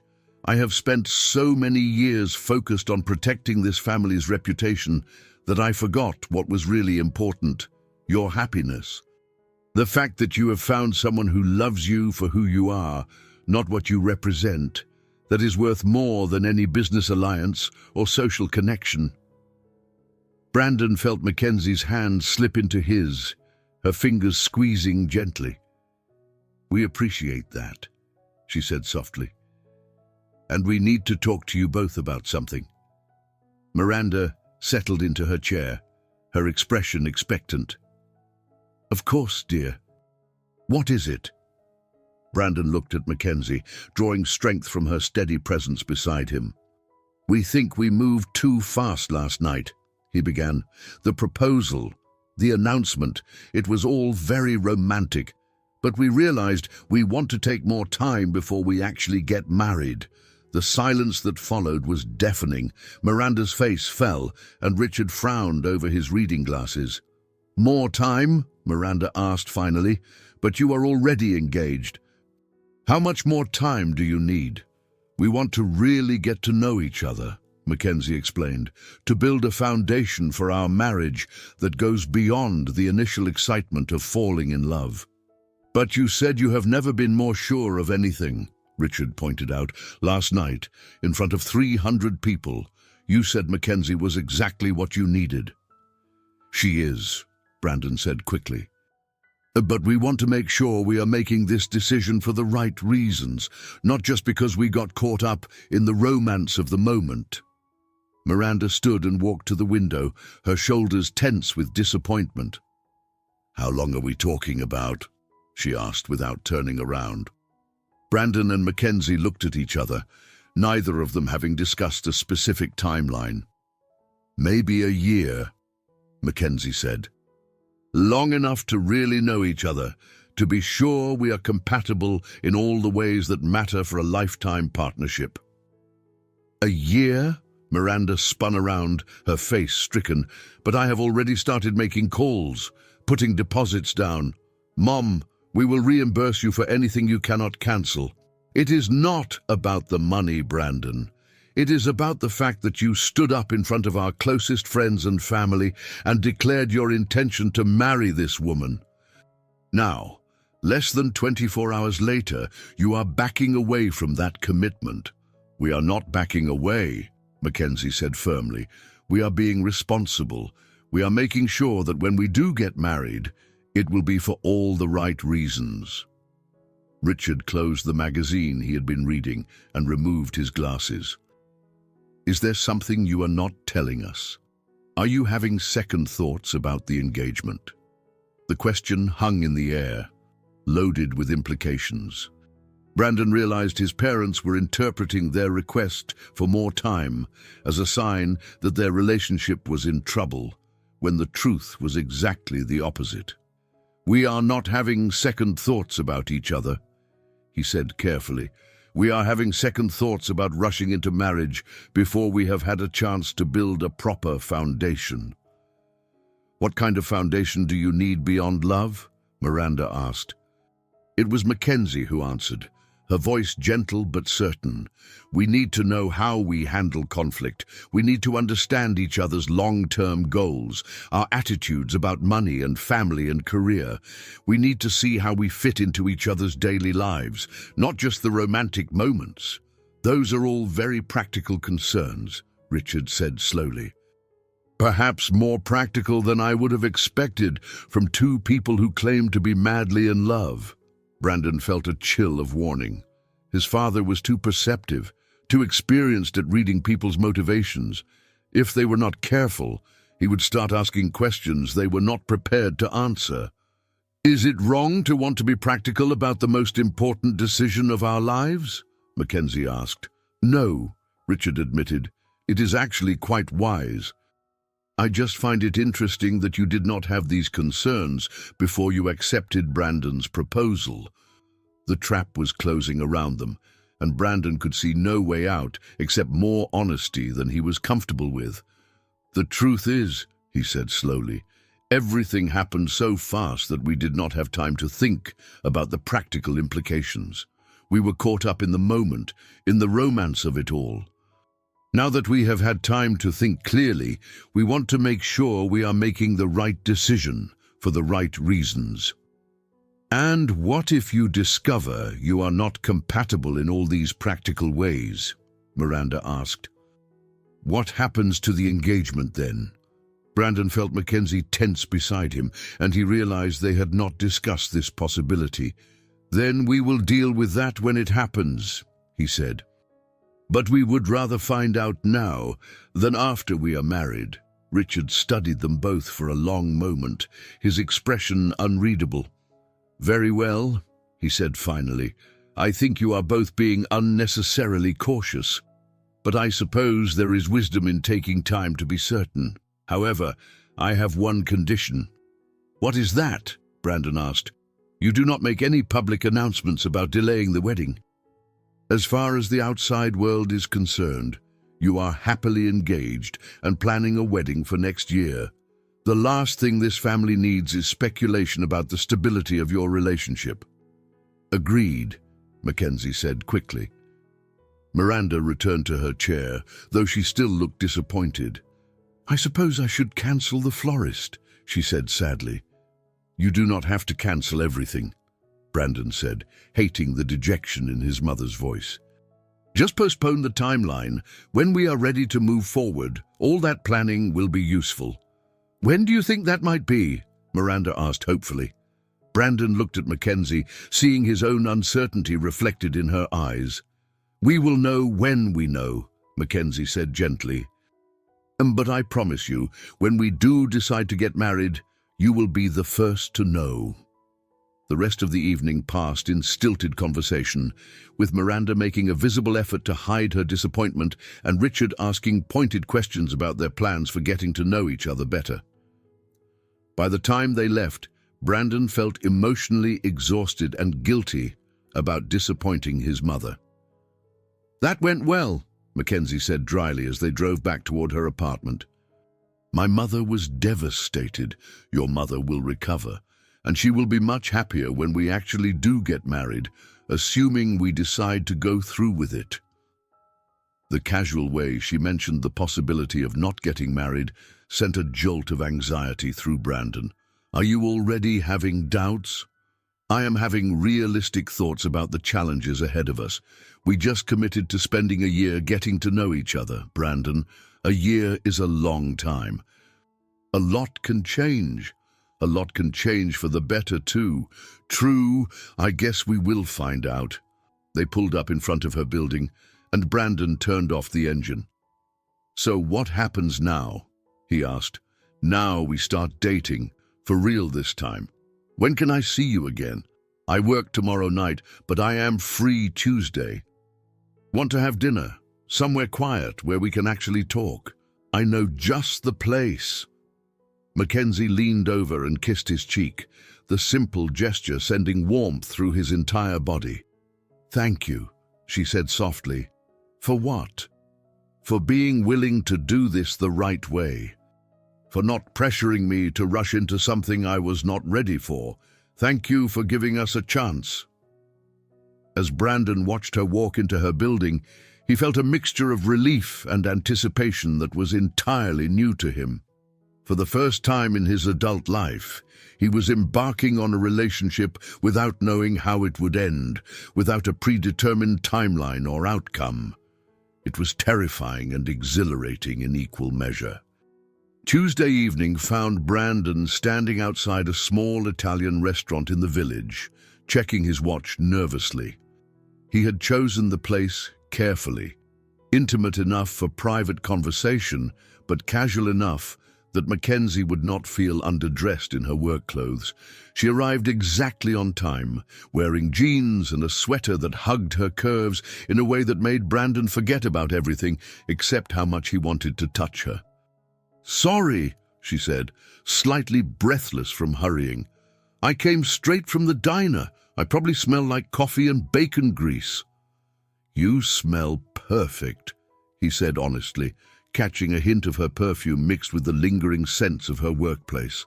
The restaurant was exactly what he had hoped for, dimly lit, with small tables that encouraged intimate conversation. They were seated in a corner booth, away from the other diners, with nothing between them except the flickering candle on their table. "This is nice," McKenzie said, looking around appreciatively. "Very different from the places we went during our performance weekend. I wanted somewhere we could be ourselves. No expectations, no audience, no pressure to impress anyone. And who are we when we are being ourselves?" The question was both playful and serious, and Brandon realized he was not entirely sure how to answer it. "I guess that is what we are here to find out." They ordered wine and appetizers, and Brandon found himself studying Mackenzie's face in the candlelight. Without the formal makeup and elegant styling, she looked younger, more accessible, more real. "Tell me about your day," he said. "You really want to hear about my day slinging coffee and dodging inappropriate comments from construction workers?" "I really do." So Mackenzie told him about the regular customers who had become like family to her, about the elderly man who came in every morning for black coffee and a blueberry muffin, about the young mother who brought her toddler in for hot chocolate on cold afternoons. She told him about the dreams she shared with other struggling actors who worked at the diner, about auditions and rejections and the small victories that kept them all going. "It sounds like you actually enjoy it," Brandon observed. "Parts of it. I like the people, the routine, the way everyone looks out for each other. It is not glamorous, but it is honest." "Is that important to you? Honesty?" Mackenzie paused with her wineglass halfway to her lips, considering the question. "It is everything to me. I grew up with a mother who told beautiful lies to make life seem more bearable than it was. She convinced me that my father was coming back someday, that we would move out of our tiny apartment into a real house, that things would get better if we just believed hard enough." Did they get better? Eventually, but not because of believing. They got better because my brother and I worked our asses off to make them better. Because we stopped waiting for someone else to rescue us and started rescuing ourselves. Brandon felt something shift in his understanding of her. Mackenzie's strength was not just natural confidence. It was hard-won through years of disappointment and self-reliance. "Is that why you took the job with me?" he asked. "To rescue yourself?" "Partly, but also because you were honest about what you needed from me. No false promises, no pretending it was anything other than a business arrangement. I respected that. And now I am hoping we can build something that is about more than what we need from each other. Something about what we want to give to each other." The distinction was subtle but important, and Brandon found himself moved by her insight. "What do you want to give me?" he asked. Mackenzie smiled, and the expression transformed her face with warmth and mischief. "I want to give you permission to be imperfect. To make mistakes, to not have all the answers, to be human instead of the perfect Hart family heir. And what do you want from me? I want you to see me as I really am, not as some fantasy of the perfect woman. I want you to know about my student loans and my terrible cooking and the fact that I cry at commercials. I want you to love me anyway." "I already do," Brandon said quietly. The words were out before he could stop them, more honest than he had intended to be so early in their real relationship. But looking at Mackenzie across the small table, seeing the vulnerability in her eyes, he could not regret the admission. "You do not know me well enough to love me yet," she said softly. "Then let me get to know you. Tell me everything." So she did. Over the course of the next 3 hours, Mackenzie told him about growing up poor but not impoverished, about a mother who worked 2 jobs but still found time to read bedtime stories. She told him about her brother Tommy, who had given up his own dreams of playing professional football to help support their family. She told him about the teacher who had encouraged her to audition for the school play, about the moment she had stepped onto a stage and felt like she was finally home. "What about you?" she asked as they lingered over dessert. "Tell me about the Brandon Hart that no one else gets to see." "There is not much to tell. My life has been pretty predictable." "That is not true, and you know it. Tell me about the boy who wanted to run away to live in the woods. Tell me about the dreams you gave up to become who your father needed you to be." So Brandon found himself talking about things he had never shared with anyone. About the loneliness of growing up wealthy, about the weight of expectations that had shaped every decision he had ever made. He told her about the year he had spent teaching English in rural Thailand after college, the happiest year of his life, before his father had convinced him to come home and join the family business. "Do you ever think about going back to teaching?" McKenzie asked. "Every day, but it is not realistic. Too many people depend on the company, on the decisions I make. What if you could find a way to do both? What if you could use your position to create educational opportunities for people who could not otherwise access them?" The suggestion surprised him with its simplicity and its possibility. "I never thought about that." "Maybe that is your problem. You think in terms of either or, instead of both and." As the evening wound down and they prepared to leave, Brandon realized that something fundamental had changed between them. The nervous energy of their early interactions had settled into something deeper and more comfortable. They were no longer two strangers trying to convince the world they were in love. They were two people genuinely getting to know each other and liking what they discovered. "Can I drive you home?" he asked as they stepped out into the cool night air. "I can take the subway." "I know you can. I am asking if you want me to drive you." Mackenzie smiled, linking her arm through his. "Yes, I would like that." The drive to Queens was filled with easy conversation and comfortable silences. When they reached her building, Brandon walked her to the door, suddenly unsure of the protocol for ending their first real date. "Thank you for tonight," Mackenzie said, turning to face him on the front steps. "Thank you for giving us a chance." They stood looking at each other in the glow of the streetlight, the moment charged with possibility and restraint. "I should go in," Mackenzie said, but she made no move toward the door. "You should," Brandon agreed, but he stepped closer instead of backing away. When he kissed her, it was different from the public display at the anniversary celebration. This kiss was soft, tentative, real.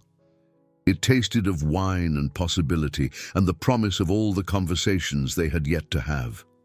"Good night, Brandon," Mackenzie whispered when they broke apart. "Good night." As he drove back to Manhattan, Brandon found himself smiling for no reason except that he was happy. For the first time in his adult life, he was in a relationship that felt like a choice rather than an obligation, with a woman who saw him as he really was and seemed to like what she saw. It was a good beginning. Over the next several weeks, Brandon and Mackenzie fell into a routine that felt surprisingly natural. They had dinner twice a week, took long walks through Central Park on weekend afternoons, and spent hours on the phone talking about everything and nothing. Brandon learned that Mackenzie was a voracious reader who favored 19th century novels, that she could speak conversational Spanish from her high school years working at a restaurant in Queens, and that she had a terrible habit of staying up too late watching old movies on television. Mackenzie learned that Brandon was an accomplished pianist who had not touched the keys in years, that he donated anonymously to several educational charities, and that he had once seriously considered giving up his inheritance to pursue a career in public service. "Why did you not do it?" she asked one evening, as they walked along the Hudson River, the lights of the city reflecting on the dark water. "Fear, mostly," Fear of disappointing my parents, fear of giving up financial security, fear of not being good enough at something that mattered to me. And now I think the bigger fear is spending my entire life wondering what might have been. They were careful to keep their relationship private, aware that too much public scrutiny could complicate their still fragile connection. But word inevitably leaked out that Brandon Hart was frequently seen with his fiancée, and the society pages began running photos of them at restaurants and cultural events. "We look happy," McKenzie observed one morning, showing him a picture from the previous night's art gallery opening. "We are happy," Brandon replied, and realized it was true, but their newfound happiness was not without complications. The pressure from his family to set a wedding date continued, with Miranda dropping increasingly unsubtle hints about venues and dress shopping. The media attention made it difficult for McKenzie to maintain her normal routine, with photographers occasionally waiting outside the diner where she worked. Most challenging of all was navigating the physical aspect of their relationship. They were taking things slowly, getting to know each other as real people rather than characters in a performance. But the attraction between them was undeniable, and the restraint required to build emotional intimacy before physical intimacy sometimes felt overwhelming. "I should probably go," Brandon said one evening as they stood in the doorway of Mackenzie's apartment after another long, perfect date. "You should," she agreed, but her hand was resting on his chest, and she was looking at him with an expression that made his pulse race. "I am trying to be a gentleman here." "I know, I appreciate that, but maybe being a gentleman is overrated." Before Brandon could respond, Mackenzie's phone rang from inside the apartment, breaking the spell between them. "I should get that," she said reluctantly. "Go ahead. I will talk to you tomorrow." As Brandon drove home that night, he found himself thinking about the careful balance they were trying to maintain. They were building something real and meaningful, but they were also still engaged in the eyes of the world, still playing roles that had originated as fiction. The contradiction was becoming harder to navigate, and Brandon sensed that something would have to give soon. Either they would have to commit fully to making their relationship real in every sense, or they would have to find a way to extricate themselves from the public engagement without destroying what they had built in private. The decision was taken out of their hands 3 weeks later. Brandon was in his office reviewing quarterly reports when his assistant knocked on the door. "There is a woman here to see you," Jessica said. "She does not have an appointment, but she says it is urgent and personal." "Did she give you a name?" "Jennifer Walsh. She says she is a reporter." Brandon felt his blood turn to ice. Jennifer Walsh was the reporter who had interviewed them at the anniversary celebration, the one who had seemed charmed by their love story. "Send her in." Jennifer Walsh entered his office with the confident stride of someone who held all the cards. She was carrying a manila folder and wearing an expression that made Brandon's stomach clench with dread. "Miss Walsh, what can I do for you?" "You can tell me the truth about your engagement to Mackenzie Barnes." Brandon forced himself to remain calm, though his heart was hammering against his ribs. "I am not sure what you mean." Jennifer opened her folder and spread several photographs across his desk. They showed Brandon entering Mackenzie's apartment building on a Thursday evening 3 weeks earlier, the night before the anniversary celebration. These pictures were taken by a freelance photographer who was covering a different story in the neighborhood. Imagine his surprise when he developed them and realized he had captured Brandon Hart visiting an apartment building in Queens the night before his engagement was announced. Brandon stared at the photos, his mind racing through possible explanations and their likely effectiveness. "I do not see how visiting my fiancée is newsworthy." "It might not be," if you had not told everyone you met her 2 weeks before the engagement. But according to the building superintendent, you had never been there before that night. According to several neighbors, McKenzie had never mentioned having a boyfriend, let alone a wealthy fiancé. The trap was closing around them, and Brandon could see no way out that would not destroy everything they had built. "What do you want?" he asked quietly. "I want the real story. How long had you known McKenzie before the engagement? Why did you lie about how you met? What is the true nature of your relationship?" Brandon stood and walked to the window, buying himself time to think. Below, the city continued its relentless pace, oblivious to the crisis unfolding in his office. "You have no proof of anything, except that I visited McKenzie's apartment. People in relationships visit each other's homes. That is not evidence of deception."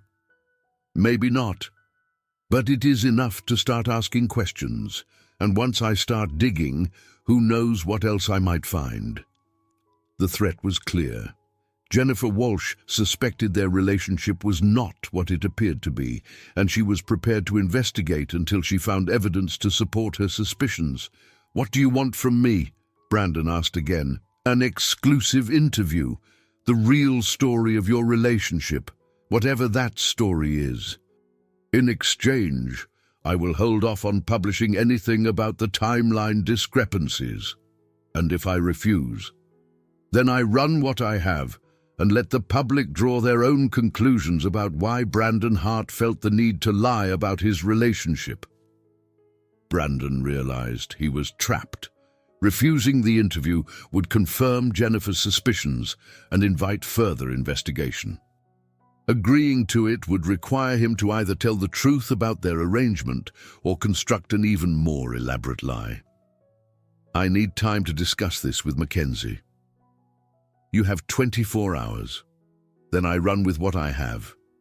After Jennifer left, Brandon sat alone in his office, trying to figure out how to tell McKenzie that their carefully constructed new life was about to come crashing down around them.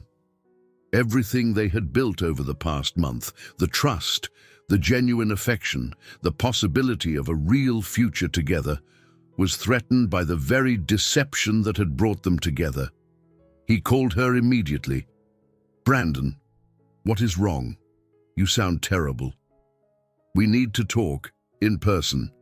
Can you meet me at my apartment in an hour? I am at work until 6. Then call in sick."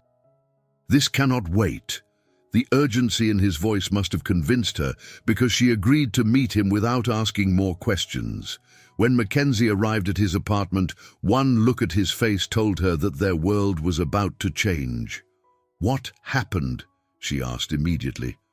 Brandon told her about Jennifer Walsh's visit, about the photographs, about the ultimatum they had been given. With each word, he watched the color drain from McKenzie's face. 24 hours, she said when he finished. 24 hours. And our options are what exactly? Tell her the truth and destroy both our reputations, or lie and risk her finding out anyway? There is a third option. What? Brandon took her hands in his, hating what he was about to suggest. We end the engagement, publicly. We say we realized we rushed into things, that we decided we were not compatible, that we are parting amicably. McKenzie stared at him, her green eyes wide with shock. You want to break up. I want to protect you. If we end the engagement, there is no story. Jennifer Walsh has nothing to write about except a relationship that did not work out. And what happens to us? To what we have been building together? I do not know. Maybe we could try again later, when the attention dies down. Maybe we could find a way to be together without the public pressure. McKenzie pulled her hands free and walked to the window, her arms wrapped around herself. Or maybe this is just the universe telling us that relationships built on lies never work out, no matter how much we want them to. This is not built on lies anymore. What we have now is real. Is it? Because right now, faced with the first real challenge, your instinct is to run away, to throw away everything we have built rather than fight for it. The accusation stung because it contained more truth than Brandon wanted to acknowledge. I am trying to protect you. I do not need you to protect me. I need you to trust me enough to figure this out together. McKenzie turned from the window, her expression fierce and determined. You know what I think we should do? I think we should tell Jennifer Walsh the truth, all of it. The truth, that we met under unusual circumstances, that our engagement happened faster than we originally planned, but that we have spent the last month getting to know each other and falling in love for real. That sometimes the best relationships start in unexpected ways. And if she does not believe us, if she digs deeper and finds evidence of our original arrangement, then we deal with that when it happens. But I refuse to give up on us without a fight. Brandon stared at this woman, who continued to surprise him with her courage and determination. She was right. His first instinct had been to run, to protect himself and her by ending their relationship before it could be destroyed by outside forces. But maybe running was not the answer. Maybe the relationship they had built was strong enough to survive the truth. You really think we should tell her everything? I think we should tell her everything that matters. That we are two people who found each other in an unconventional way and decided to see if we could build something real together. That we are still figuring it out, but that we care enough about each other to try. And the wedding timeline? The pressure from my family? We tell them the same thing. That we are taking our time, building a foundation, making sure we are making the right decision for the right reasons. Brandon pulled McKenzie into his arms, holding her close and breathing in the scent of her perfume. I love you, he said quietly. I should have said that first, before I started talking about ending things. I love you, and I want to fight for us. I love you too. And I think we are worth fighting for. They spent the rest of the evening crafting their strategy for the interview with Jennifer Walsh. They would be honest about the timeline confusion, admitting that their relationship had moved faster than they had originally intended. They would be open about their decision to take more time before actually getting married. And they would be completely truthful about their feelings for each other. It was a risky strategy, but it felt right in a way that running away did not. The next morning, Brandon called Jennifer Walsh and agreed to the interview, with the condition that McKenzie be included and that they be allowed to tell their story in their own words.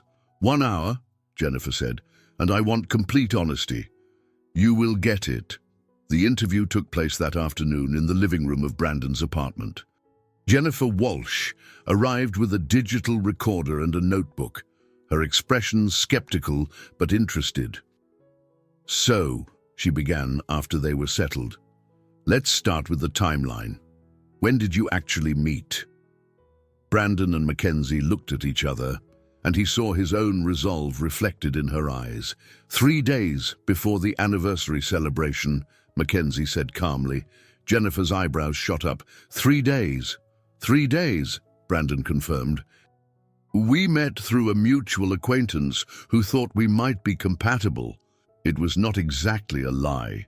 His assistant had thought they would work well together for their arrangement. And you decided to get engaged after knowing each other for 3 days. We decided to see if we were compatible, McKenzie said carefully. The engagement happened more quickly than either of us expected. How quickly? At the anniversary celebration, Brandon admitted. It was spontaneous, romantic, probably not the most practical decision either of us has ever made.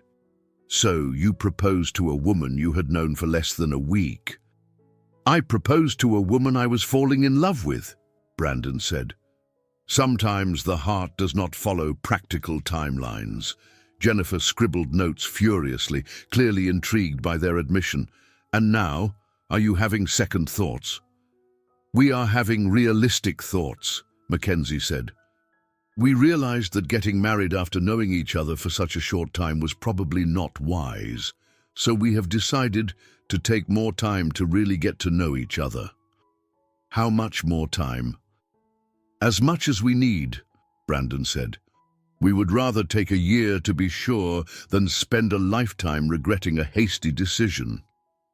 "That is very mature of you," Jennifer said, though her tone suggested she was still suspicious. "But why lie about the timeline initially? Why not just admit you had a whirlwind romance?" This was the most dangerous question, the one that could expose the true nature of their original arrangement. "Because we were embarrassed," McKenzie said, her voice soft but steady. "Because it sounds crazy to fall in love with someone in 3 days. Because we thought people would judge us for moving so fast. And now we realize that honesty is always better than trying to manage other people's perceptions," Brandon said. "We fell in love quickly, we got engaged impulsively, and we are now being more thoughtful about our future together. There is nothing shameful about any of that." Jennifer asked a few more questions about their relationship, their family's reactions, and their plans for the future. Brandon and McKenzie answered as honestly as they could, without revealing the financial arrangement that had originally brought them together. "One last question," Jennifer said as she prepared to leave. "Do you think your relationship can survive this kind of scrutiny? The media attention, the public interest in your story?" Brandon looked at McKenzie, seeing the woman who had agreed to risk everything on the possibility of love, who had chosen to fight for their relationship rather than run from it. "I think our relationship can survive anything as long as we face it together," he said. After Jennifer left, Brandon and McKenzie sat in silence for several minutes, both of them emotionally drained by the experience. "Do you think she believed us?" McKenzie asked finally. "I think she believed that we care about each other. Whether she believed the rest of it remains to be seen. What happens now? Now we wait to see what she writes. And we prepare to deal with whatever consequences follow." McKenzie curled up next to him on the sofa, her head resting on his shoulder. "No regrets?" he asked. "No regrets. We told our truth, Brandon. Maybe not the whole truth, but the part that matters most." "Which part is that?" "That we love each other. That we are building something real together. That we are worth the risk." The article appeared in the Hampton Social Register 3 days later, under the headline, "A Modern Love Story, The Hart Engagement." Jennifer Walsh had written a surprisingly sympathetic piece about their whirlwind romance, focusing on their decision to take more time before marriage, rather than on the timeline discrepancies that had initially aroused her suspicion. "Young love in the digital age often moves at lightning speed," the article concluded. "But Brandon Hart and Mackenzie Barnes are proving that sometimes the most passionate romances benefit from a more measured approach to commitment. Their decision to extend their engagement while they build a stronger foundation is both mature and romantic, a refreshing change from the celebrity culture of quick marriages and quicker divorces." The response to the article was overwhelmingly positive. Friends and family members praised their maturity and thoughtfulness. The media attention, rather than becoming a scandal, became a celebration of their unconventional but ultimately sensible approach to love.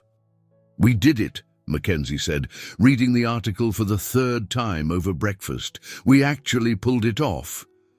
We told the truth and people believed us because it was the truth," Brandon said, "at least the part about loving each other." "Is that enough? To build a real relationship on?" Brandon reached across the table and took her hand, the engagement ring solid and real between their palms. "I think love is always enough to start with. Everything else we can figure out as we go. Even the part about actually getting married someday, especially that part." 6 months later, Brandon and Mackenzie were no longer just pretending to be in love or learning to be in love. They were simply in love, with all the complications and joys that came with building a life together. They had weathered the media scrutiny, the family pressure, and the various challenges that came with merging two very different worlds. More importantly, they had learned to trust each other completely, to communicate honestly about their fears and dreams, and to support each other through the inevitable difficulties of any serious relationship.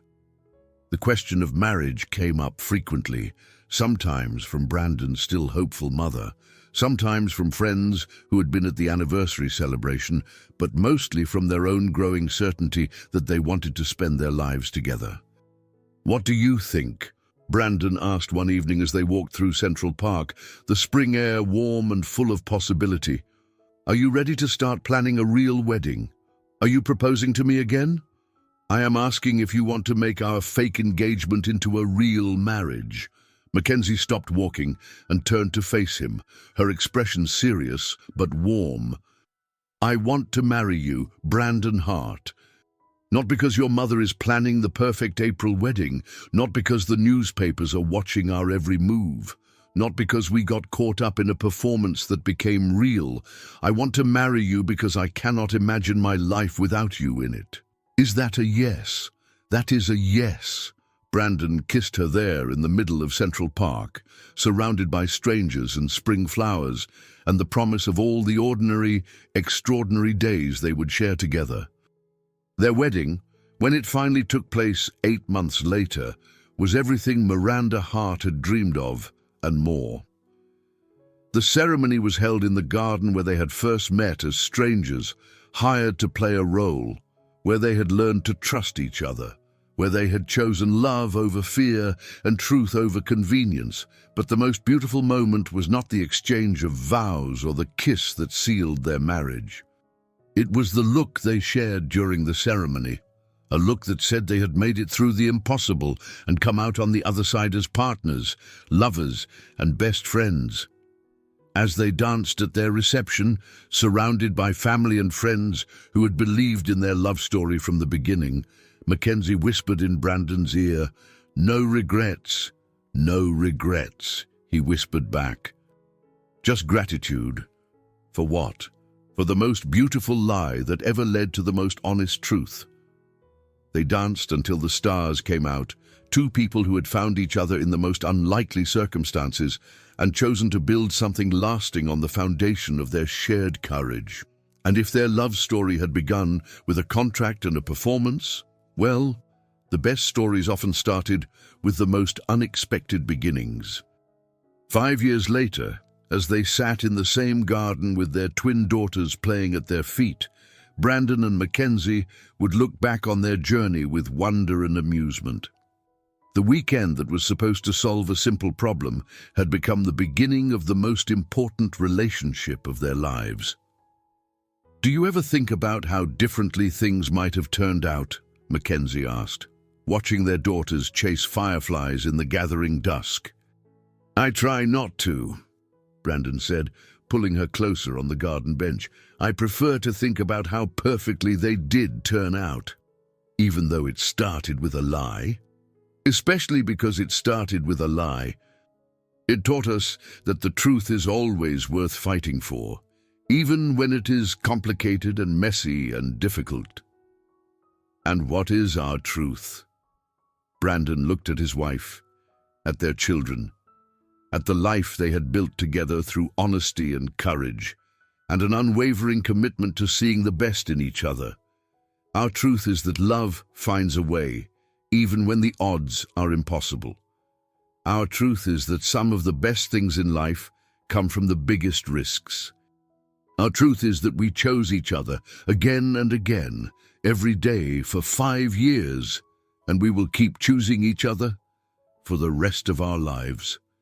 As the sun set over the garden where their story had begun, Brandon and McKenzie Hart sat surrounded by the evidence of their impossible, improbable, absolutely perfect love.